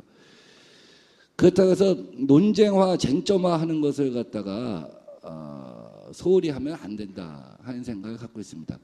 여러분들께서는 국회의원이 줄에 서는 것이 범죄라고 생각하십니까? 범죄가 아니라고 생각하십니까? 세상에 국회의원이 줄에 서는 게 범죄라니 그런 법이 가능할까요? 이렇게 법이 만들어졌습니다. 정치개혁을 하면서 그건 국민의 행복 추구권하고 위반되는 겁니다. 근데 왜 그것을 어떻게 위법이라고 범죄라고 규정했을까요? 아마 기부행위 이렇게 봤을 거라고 생각합니다. 그럼 국회의원이 청탁을 받는 거는 범죄입니까? 아닙니까? 한국은 파워 엘리트에 그러니까 누구나 백 문화 아닙니까? 백을 통해서 파워 엘리트에 도달하는데 3.6다리만 건너면 도달한다는 얘기가 있습니다. 그래서 누구나 백을 갖다 쓰려고 하죠. 자, 이게 보건사회부 국장이 있어요. 제 친구입니다. 여봐, 우리 와이프가 암에 걸렸어. 자네 우리 집에 집도 오지 않았나? 우리 애엄마 얼마나 열심히 사는지 않나? 근데 서울대병원 그 유명한 의사한테 입원 날짜를 받으려고 했더니 1년 6개월 후래 자네가 좀 해주게. 이거 범죄입니까? 아닙니까? 자, 우리 동네 아주 어렵게 사는 사람이 있어요. 대부업체에서 돈을 빌렸는데 만기가 됐어요. 상환 날짜 봐서 3번, 4번 넘겼어요. 이제 막 압류가 들어온대요. 근데 딸이 교통사고를 당했어요. 또 500만 원이 필요해요. 갚을 수가 없잖아요. 그럼 국회 정무위원이 그 대부업체 뭐 어디 금융회 이런 걸 통해서 얘기하는 건 범죄입니까? 아닙니까? 지금은 범죄가 아니죠. 윤리의 문제일 수는 있죠. 어떻게 생명은 다 똑같은 건데 내가 힘이 있다고 내 와이프를 갖다 이번 순서를 갖다 앞당깁니까? 제가 시간이 많았나? 예. 그런데 이제는 범죄입니다. 김영란법이 통과되면 범죄예요. 윤리의 문제를 갖다 범죄로 만든 것이 나쁜 청탁은 윤리적으로 나쁜 청탁은 범죄다라고 규정하는 것이 이건 우리 국민 생활의 일대 변화예요. 엄청난 변화예요.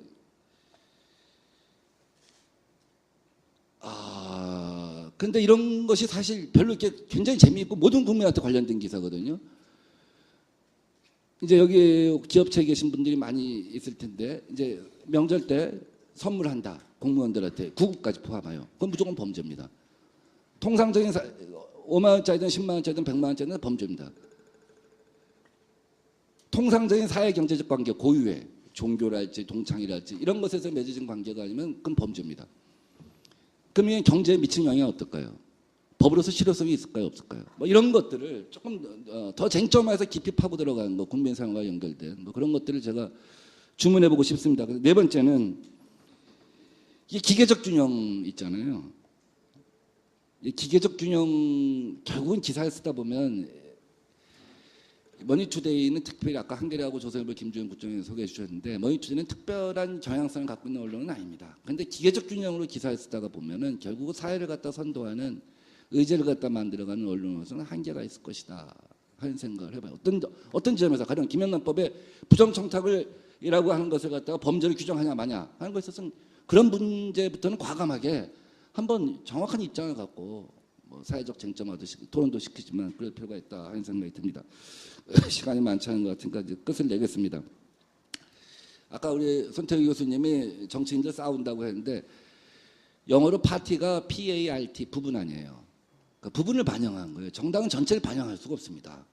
새정치연합은 일정한 국민을 반영하는 거예요. 새누리는 일정한 국민을 반영하는 겁니다. 이거 한자로 쓰면 거물 흑자의 상서로 상자가 엎었으니까 당 아닙니까? 거물 흑 그렇게 어떤 그런 집단이라는 거죠. 그 문화 자체가. 그걸 뭐 제 개인이 저는 바꾸고 싶습니다. 또 그렇게 노력하고 삽니다. 그러다 그게 쉽지는 않다고 생각해요. 그런데 단 하나 아까 우리 법제실장님이 말씀하셨던가 한국 기사의 흐름이 뭐냐면 어떤 상황이 생겼을 때 그것을 어떻게 개선할 것인가를 갖고 따지고 4.16 이전과 4.16 이후 다른 사회가 무엇이냐 병역문화를 어떻게 개선할 것이냐 병역문화를 갖다가 개선하려면 부사관하고 소유주의 대위들을 갖다 전체적으로 해부를 해야 되죠. 근데 그러면 기사가 안 돼요. 바로 국방부 장관 물러가라 해야지만 기사가 돼요. 그 기사가 되게 하기 위해서 여야는 또 그 문제로 바로 정치 쟁점화를 해요. 그건 김무성 아니죠. 김기춘 실장의 실수든 아니든 김기춘 실장이 대통령의 7시간을 얘기해 버림으로써 그 순간 4.16 이전과 4.16 이후를 만들겠다는 다른 사회를 만들겠다는 사회적 합의, 연대 이거는 실종돼 버리기 시작한 거예요. 대통령이 7시간을 뒤지려고 하더니 그럼 김기춘을 날리려고 하는 거야? 죽어도 못해. 이렇게 돼버리는 거죠. 우린 그런 건 아니었는데 우리가 이렇게 만든 거 아니에요. 대통령 7시간을 갖다. 그건 김기춘 실장이 얘기를 한 거죠. 그래서 김무성 대표가 엊그저께 잘못 얘기해갖고 문제가 갖다 키웠다 하는데 뭐 정치인이야 어떻든 간에 언론이 저는 그런 면에서 정치인들은 저는 그 정치 문화에서 제일 고쳐야 할 것이 지나치게 빠른 정치 쟁점화라고 합니다. 비약이죠.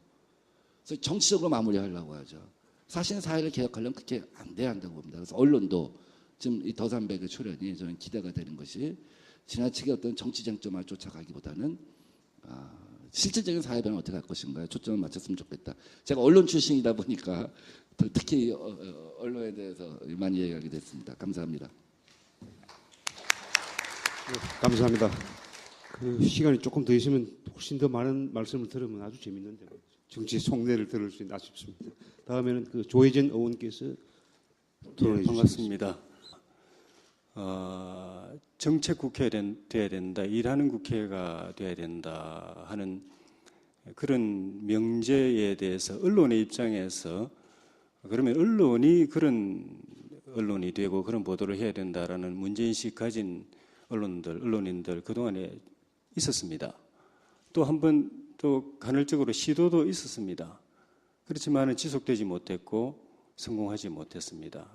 그 고민과 시도가 본격적이지 못했기 때문에 정말 실존적인 언론과 국회와 정치와 대한민국 현실과 미래를 놓고 실존적인 고민에서 우러나오는 본인 그 조직의 명운까지도 걸 수 있는 그런 고민에서 우러나오지 않았기 때문에 한번 해보다가 반응이 없으니까 그냥 접어버린 일들이 있었을 뿐입니다.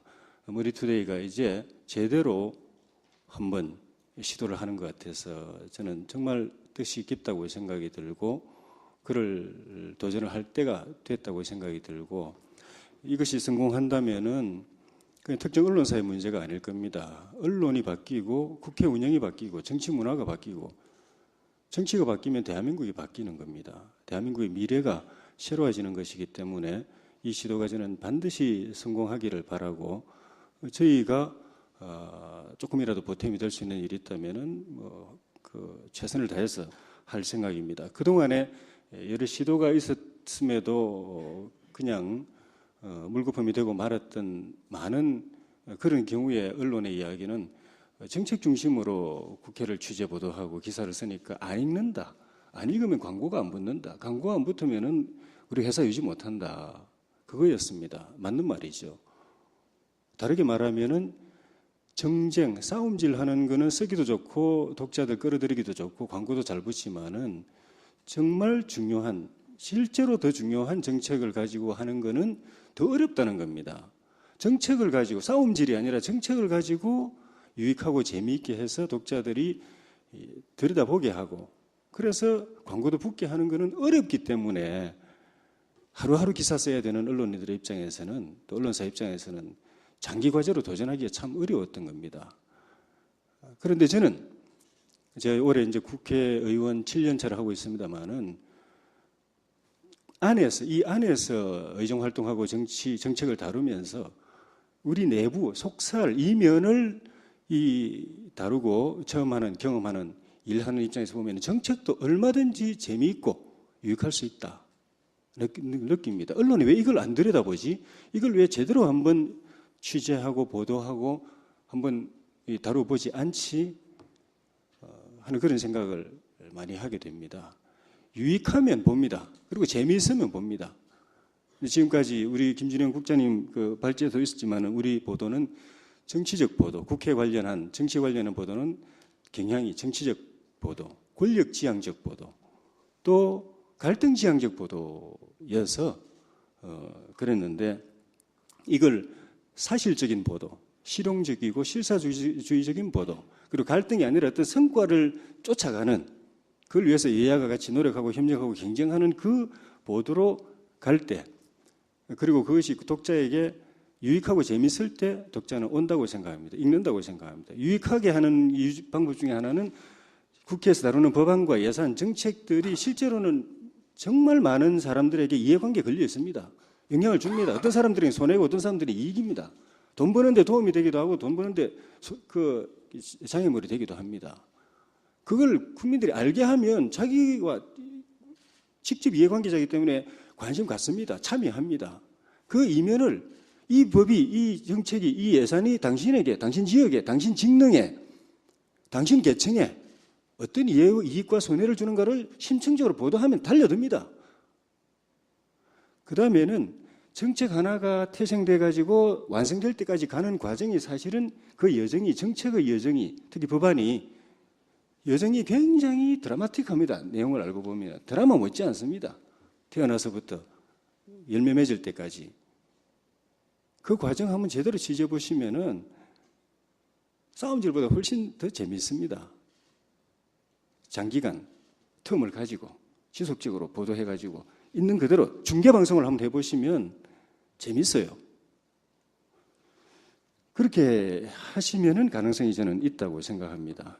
그런 측면에서 저는 개인적으로 국회 전문 매체가 필요하다.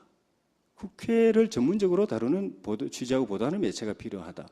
또 그 가능성이 있다고 생각합니다. 우리 국회 방송이 있지만은 국회 방송은 또 성격이 달라서 아직은 국회 방송이 그 국회 정치의 전문 매체로서의 기능은 좀 아직은 도달하지 못했는데 이 정치라는 게 또 정치의 응축인 이 국회라는 것이 사실은 5천만 대한민국 국민들의 희로애락, 애오욕의 결정체입니다. 이게 알고 보면은 그것만 전문적으로 그것도 아까 국정감사 말씀도 나왔지만은 특정 분야에 딱 포커스를 맞춰서 심층적으로 파고들면은 그거 가지고도 언론 할 수 있습니다. 저는 그렇게 생각합니다. 독자 확보할 수 있고 광고 확보할 수 있다고 저는 생각합니다. 지금 제가 말씀드린 우리 김준영 국장님의 발제에 대한 말씀이었는데 우리 남궁석 실장님 말씀에 대해서는 제가 간략하게 말씀드리면 국회의 위상과 역할이 갈수록 정대하고 있다. 국회가 파워 집단이 되고 있다. 그 맞는 말씀입니다. 저도 그걸 실감하고 또 공감하고 있습니다. 그런데 그거에 비해서 그런 책임과 의무, 국민의 기대치에 부응하지 못하고 있다. 그래서 국민들이 더 실망하고 있다. 불신하고 있다는 거 옳은 말씀이고요. 그런 측면에서 아까 이제 말씀하신 중에는 대통령이나 각 정당 보스가 국회를 통제한다고 하셨는데 저는 그건 좀 다르게 봅니다. 우리가 만드는 법과 정책이 일반 국민의 권리 의무에 미치는 것 말고는 대부분 국정 운영에 관한 것이기 때문에 국정 운영을 책임지는 대통령과 정부하고는 소통을 해야 됩니다. 그걸 뭐 이게 일방적인 압력이라고 보실 일은 저는 아니라고 생각이 들고 과도한 입법 실적주의 우리 민 선배님 말씀하신 것처럼 언론이 시작했습니다. 시민단체가 점수 매기면서부터 그렇게 되었습니다. 그 좀 조정이 필요한 것 같고 법률한 내용도 제대로 파악 못하고 본회의에서 맨날 누를 때마다 저는 자괴감을 느껴서 개인적으로 저는 우리 보좌진한테 오늘 본회의에 올라갈 법안 요지 뭐고 내가 찬성해야 될지 반대해야 될지 반대해야 되면 이유 그것까지 달아서 달라고 해서 늘 그걸 참고해서 그나마 이 무식을 조금 더 완화하는데 누를 때마다 모르고 누르는 것에 대해서 국민들이 알까? 사실 그 좀 자괴감 많이 됩니다. 이게 개선돼야 될 것 같고 의원 발의 법안이 가결이 낮은 거는 정부안에 비해서 낮은 거는 정부는 방대한 조직이 있고 전문성이 갖춰져 있고 그 일만 해온 분들이 있고 국회는 국회 보좌진 몇 명 안 되죠. 사무처 이 입법이나 예산 지원 전문 부서가 확대되고 있지만 아직은 정부 역량이 훨씬 미달하기 때문에 그런 측면에서 정책 미디어가 성공하려면 국회 정책 역량이 강화돼야 되고 보좌진 역량, 국회 입법과 예산 역량이 지원 역량이 강화돼야 된다는 우리 남궁석 실장님의 말씀에 저는 동의합니다. 시간이 부족해서 결론적으로 말씀드리면은 정말 초대에 말씀드린 것처럼 이 시도 성공하면 국회 운영, 정치 문화, 대한민국 정치 바꿔놓을 수 있는 시도입니다. 그리고 꼭 성공하기를 바랍니다. 그렇지만 쉽게 갈등지향적으로 싸움질 보도 취재 보도하는 것에 비하면은 훨씬 더 많은 노력과 진지함과 멀리 내다보고 투자하는 것과 그리고 기자 개개인의 또 발품 더 많이 팔아야 되고 뒤에서 회사에서 지원해 줘야 되고 그러면서 그에 맞춰서 국회의 정책 역량도 더 강화돼야 되고 그것이 맞물려서 성공하기를 바랍니다. 예, 우리 머니투데이가 새 역사를 쓰기를 바랍니다. 예, 이상입니다. 예. 감사합니다. 아주 그 정책 보도를 하는 기자분들 계시면 우리 조 의원 말씀이 상당히 아마 의미 깊게 들렸으리라 생각합니다. 다음에는 그 김철주 기재부의 그 기획조정실장께서 발표해 주시겠습니다. 네, 안녕하십니까. 오늘 이 자리에 참석해 주신 초대해 주신 우리 머니투데이 김진정 부장하고 감사드립니다. 저는 이제 제가 여기서 무슨 말씀을 좀 드릴 수 있을까 하다가 아무래도 행정부에 있었으니까 행정부에서 바라보는 좀 시각이 어떤지 뭐 이런 말씀을 좀 드리고자 합니다. 오늘 그 김준정 부장님하고 부국장님하고 그다음에 남궁석 실장님 잘 들었습니다. 이거 언론의 역할, 그다음에 이제 국회 역할 강화 이 부분에 잘 들었습니다. 제가 이제 고조도 공무원 한지 30년 됐습니다. 그래서 주로 저 정책을 만드는데 일을 많이 해왔습니다. 이제 그러면서 좀 최근에 오면서 여러분이 지적하신 바와 같이 결국 이제 국회의 어떤 역할이 훨씬 더 과거보다 커졌다. 그래서 모든 정책 자체가 어떤 국회로 다 지금 흘러가고 있는 이런 상황이다라는 걸 느끼고요.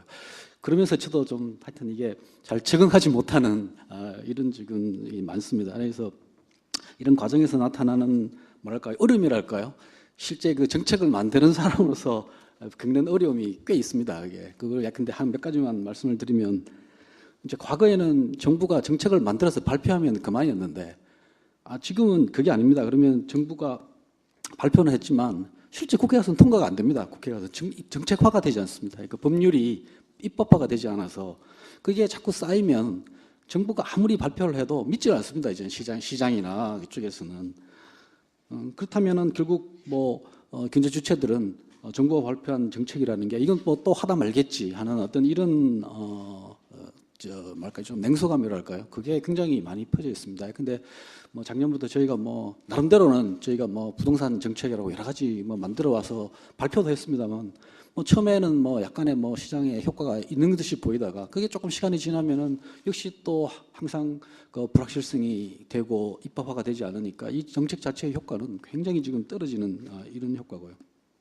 그다음에 이런 형태의 발표니까 정부의 정책이라는 게 참 정책의 어나운스먼트 효과만으로 해서도 이게 효과가 있어야 되는데 그런 효과가 거의 나타나지 않는 지금 이런 현상입니다. 그리고 더 문제는 뭐냐면은 시장의 혼선입니다. 이렇게 메시지가 일관되지가 않습니다. 근데 정부는 이런 방향으로 가고자 하는데, 근데 국회라든지 이쪽에서는 그게 아니고 이쪽이야. 이렇게 하면은 그 시장의 주체라는 분들이 어떻게 행동해야 될지 감을 잡지 어려운 지금 이런 상황이고요. 그다음에 이게 또 정부 정책이 국회에 가더라도 그대로 아까 남궁석 실장님께서 많이 지적했습니다. 이게 원한 대로 통과되는 건 거의 없습니다. 그러다 보면은 아주 심한 경우에는 이게 정책 자체가 누더기가 된다고 할까요? 그래서 정책 누더기다. 그다음에 세금, 특히 세금이나 그런 경우에는 이게 도대체 원래 의도와는 알 수 없는 전혀 다른 이런 어떤 정책 패키지가 된다. 이런 얘기고요. 이제 좀 더 심하다고 한 것은 정부의 정책이 아예 국회에서 논의조차 되지 않다는 것입니다. 근데 근데 몇 가지 정부가 제출한 법안이 있는데 이 법안 자체가 근데 법안 심사 소위도 열리지도 않고 해서 이 공식적인 테이블에 올라가서 논의가 되지 않는다는데 이런 또 상당한 또 문제가 있는 것 같습니다. 또 하나가 보면은 아까 이 여러 가지 이제 국회의 역할이 이렇게 바뀌다 보니까 결국 입법부와 행정부와의 관계가 소위 옛날과 달리 이게 좀 표현하기 합니다만 가불관계라 그럴까요? 그런 식의 또 바뀌고 있는 이런 상황이고요. 그러다 보니까 아까 여러 의원님께서 말씀해 주셨습니다만은 각 그 이해 집단 자체가 자기들의 그 정책적 영향력을 높이기 위해서 정부에 가느니 차라리 국회에 가는 게 낫겠다 해서 국회 쪽으로 여러 가지 몰리는 이런 지금 현상도 있고요. 특히 그 정부가 더 어려운 건 최근에 많은 부처가 지금 세종시로 지금 이전을 했습니다. 그러다 보니까 이 시장에 있는 경제주체들과의 간의 어떤 접촉이라든가 그다음에 국회와의 접촉 이런 데서 굉장히 어려움을 느끼는 게 사실이고요. 그다음에 제가 또 개인적으로 굉장히 문제라고 생각하는 게 정책을 만들 때 어떤 이제 정책 나름대로의 어떤 정책 기준을 만드는데 그 정책 그 기준 자체가 우리 사회는 굉장히 빨리 정치화되고 있다는 이런 생각이 듭니다. 근데 저희가 아까 말씀드린 부동산 정책을 만들 때 전혀 근데 이것이 진영 논리라든지 그런 것을 사실 무의식 중에 갖고 있을지 모르겠습니다만 그것을 그냥 표면적으로 한 것은 아닌데 이게 항상 국회에 가서 논의를 하다 보면 항상 이렇게 진영 논리, 진보, 보수 이런 어떤 그 진영 논리로 굉장히 이제 빠지고 있고 그러다 보면 어떤 측면에서 보면 포퓰리즘 정책이라고 할까요? 그런 것도 양산하는 어떤 이런 계기가 된다는 측면에서 이제 굉장히 좀 안타깝다 이런 생각이 들고요.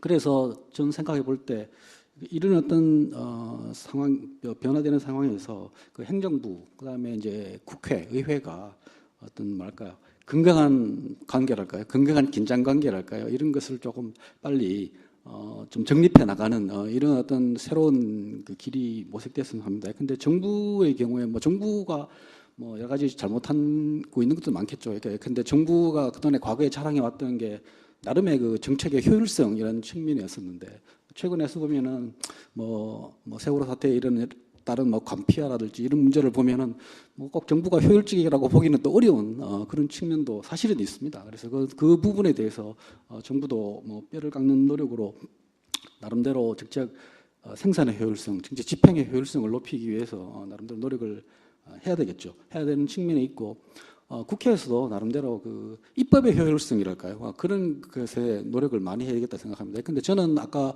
뭐 실장님도 그렇고 민원이 그렇지만 뭐 정책의 건수 자체가 문제가 아니라고 생각합니다. 그러니까 건수는 뭐 많을 수도 있고 적을 수도 있고 그렇습니다만 그 건수가 과연 얼마큼의 질을 담보할 수 있느냐, 뭐 이런 것이 훨씬 더 중요하다고 생각합니다.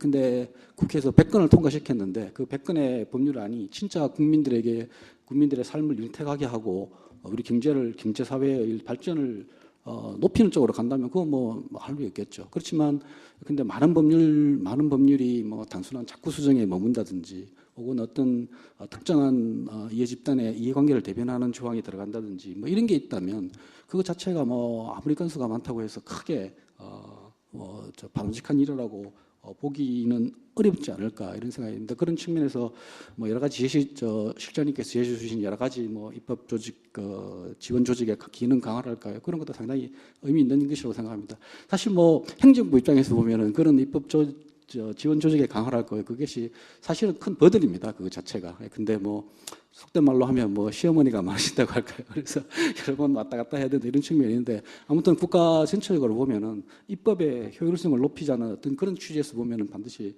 가야 할 것이라고 생각하고요. 그다음에 아까 이제 정부의 그 정책 효율성을 이야기했는데, 정부가 정책을 만들다 보니까 역시 그 정책이라는 것 자체가 정책과 정치를 굉장히 구분하기 굉장히 어려운데, 최근에 와서 이해 집단이 다양하게 있다 보니까 그 이해관계를 다양하게 수렴하기에는 정부 스스로 굉장히 많은 한계를 느끼고 있습니다. 그래서 그 부분은 결국 국민의 대표인 의회가 해줄 수밖에 없는 측면이 있고요. 그래서 그거를 보다 효율적으로 할 수 있는 쪽으로 가야 되는 게 맞지 않나 이런 시스템입니다. 그래서 보다 크게 보면은 정치권, 정부, 그다음에 이해 집단의 어떤 이 영향력이 제대로 조화롭게 발휘되는 이런 시스템을 좀 더 만들어 가야 되는 것이 맞지 않냐 이렇게 싶고요. 그 과정에서 저는 이제 오늘 머니투에서 하는 그 뉴미디어 있습니다만 굉장히 큰 역할을 할 수 있다고 생각합니다. 특히 아까 우리 조 의원님 말씀하시는 정책이 재미있다고 생각합니다. 그러니까 정책이 재미있게 얼마든지 만들 수 있다고 생각합니다. 저 정책을 만들어 오는 사람 입장에서 보면 아까 여러 가지 이야기도 해주셨지만 뭐 이런 이야기를 많이 하면은 상당히 재미있다. 그 독자도 충분히 공감할 수 있을 것이라고 생각합니다. 그래서 제가 얼마 전에 이 더 300을 듣고 몇 번 그 홈페이지에 가서 이렇게 찾아봤습니다. 그래서 뭐 여러 가지 콘텐츠를 찾아봤는데, 뭐 우리도 몰랐던 사실도, 정부 당국자도 몰랐던 사실도 많이 거기 나와 있고, 야 이런 정도면은 굉장히 우리 일반 독자들에게도 굉장히 어필할 수 있는 어떤 콘텐츠가 충분히 있다. 이런 생각이 들고요. 그다음에 이제 이 정보의 그 갭이라고 그럴까요? 그걸 굉장히 많이 채워줄 수 있다고 생각합니다. 저희가 사실은 정부가 이렇게 정부도 이제 정책을 만들고 그 정책주의 일부를 법안으로 만들어서 이제 제출하고, 물론 이제 의원님들도 많은 이제 제출을 하고 하는데, 그 실제 그 법안이 어떻게 논의 과정이 어떻게 되는지 잘 모르는 경우가 굉장히 많습니다. 심지어 그 법안의 그 담당자를 할지라도 어떻게 되는지 잘 모릅니다. 그거를 물어보려면 뭐 물어볼 때가 있습니까? 뭐 보좌관님한테 전화를 한다든지 해서 실제 할 수밖에 없는데, 그거를 조금 더 객관적인 어떤 시각에서 다뤄줄 수 있는 매체가 그 딜리버리를 한다면 우리 정부 입장에서 그걸 정책을 만드는 입장에서 충분히 많은 정보를 얻을 수 있고, 뭐 필요하다면 얼마든지 내용도 바꿔갈 수도 있고 할 수도 있다고 생각이 들기도 합니다. 그리고 마지막으로 이제 결국 문제가 없는 정책은 없을 겁니다. 저도 많은 정책을 만들어 봤습니다만 이게 부작용이 없는 정책은 없죠. 그러니까 지고지순한 정책이라는 건 없습니다. 정책이라는 것은 결국 선택의 문제고, 근데 상당 부분이 많은 사람들이 혜택을 보지만 어떤 부분은 반드시 또 손해를 보는 측면이 있습니다. 그러면은 그 부분에 대해서 어느 부분이 이기고 어느 부분이 손해라는 어떤 이런 쟁점이라 그럴까요? 그 쟁점에 대한 이야기가 하여튼 제대로 전달이 되면은 그러면 충분히 저는 그 독자들에게 다 어필할 수 있는 이런 어떤 콘텐츠를 생산할 수 있다고 생각합니다. 근데 제가 아까 말씀드린 것은 정부가 제출한 법안이 국회에서 논의가 안 되고 있다고 하는데 만약에 근데 뭐 정부는 이 법안을 통과시켜 달라고 이야기를 하고 국회에서는 전혀 반응이 없는 경우가 있는데 그 법안의 내용이라는 게 제대로 알려진다면 그리고 다투고 있는 그 법안의 내용이 왜 이것 때문에 다투고 있는지 이 법안이 통과가 못 되고 있는지라는 그 내용이 제대로 알려질 수 있다면 국민들의 선택이라고 할까요? 그것은 충분히 더 빨라질 수 있지 않을까 이 생각이 들고 만약에 이런 내용 때문에 반대를 하는지 그다음에 이런 좋은 법인데도 근데 논의가 안 되고 있다든지 이런 게 있고 근데 이 법안의 내용 중에서 이 부분 훨씬 더 비록 조그만의 부작용이 있다고 하더라도 훨씬 더 많은 쪽에 효과가 있다면 이거는 국가 전체를 위해서 통과시켜야 되지 않느냐 하는 이런 국민의 그 여론이 충분히 결집될 수 있지 않을까 이런 생각이 들고 그런 측면에서 보면 지금 더 300이 추진을 추구하고 있는 이런 목적이 좀 제대로 달성이 돼야 우리 정부 입장에서도 굉장히 일하기가 편할 것이다 이런 생각이 듭니다. 어떤 면에서 또 불편할 수도 있겠지만 하여튼 그런 측면에서 다시 한번 더 300의 그 발전을 건성해 봅니다. 네, 감사합니다. 감사합니다. 자, 시간이 다 됐습니다. 아주 오랫동안 그 방청석을 지켜주신 방청객 여러분 대단히 감사합니다. 그리고 오늘 그 토론과 또는 주제 발표를 해주신 참가자들 또 감사드립니다. 더 300의 새로운 발전, 아까 말씀하신 대로 역사적인 계기를 마련했습니다. 그러나 이게 본 궤도에 오르려면 국민의 수준이 높아져야 되고 국회의원의 수준이 높아야 돼요. 그 수준을 높이는 책무는 더 300과 그 기자들에게 있습니다. 성실한 취재, 공부, 그거 없이는 딱딱하고 재미없는 정책이 국민들에게 호소력을 가질 수 없을 것입니다. 기자 여러분들의 분발을 촉구하면서 마지막으로 다시 한 번 더 300의 창관 그리고 이 그 심포지움의 그 의미를 다시 한 번 더 새기면서 이 자리를 마무리 짓고자 합니다. 감사합니다.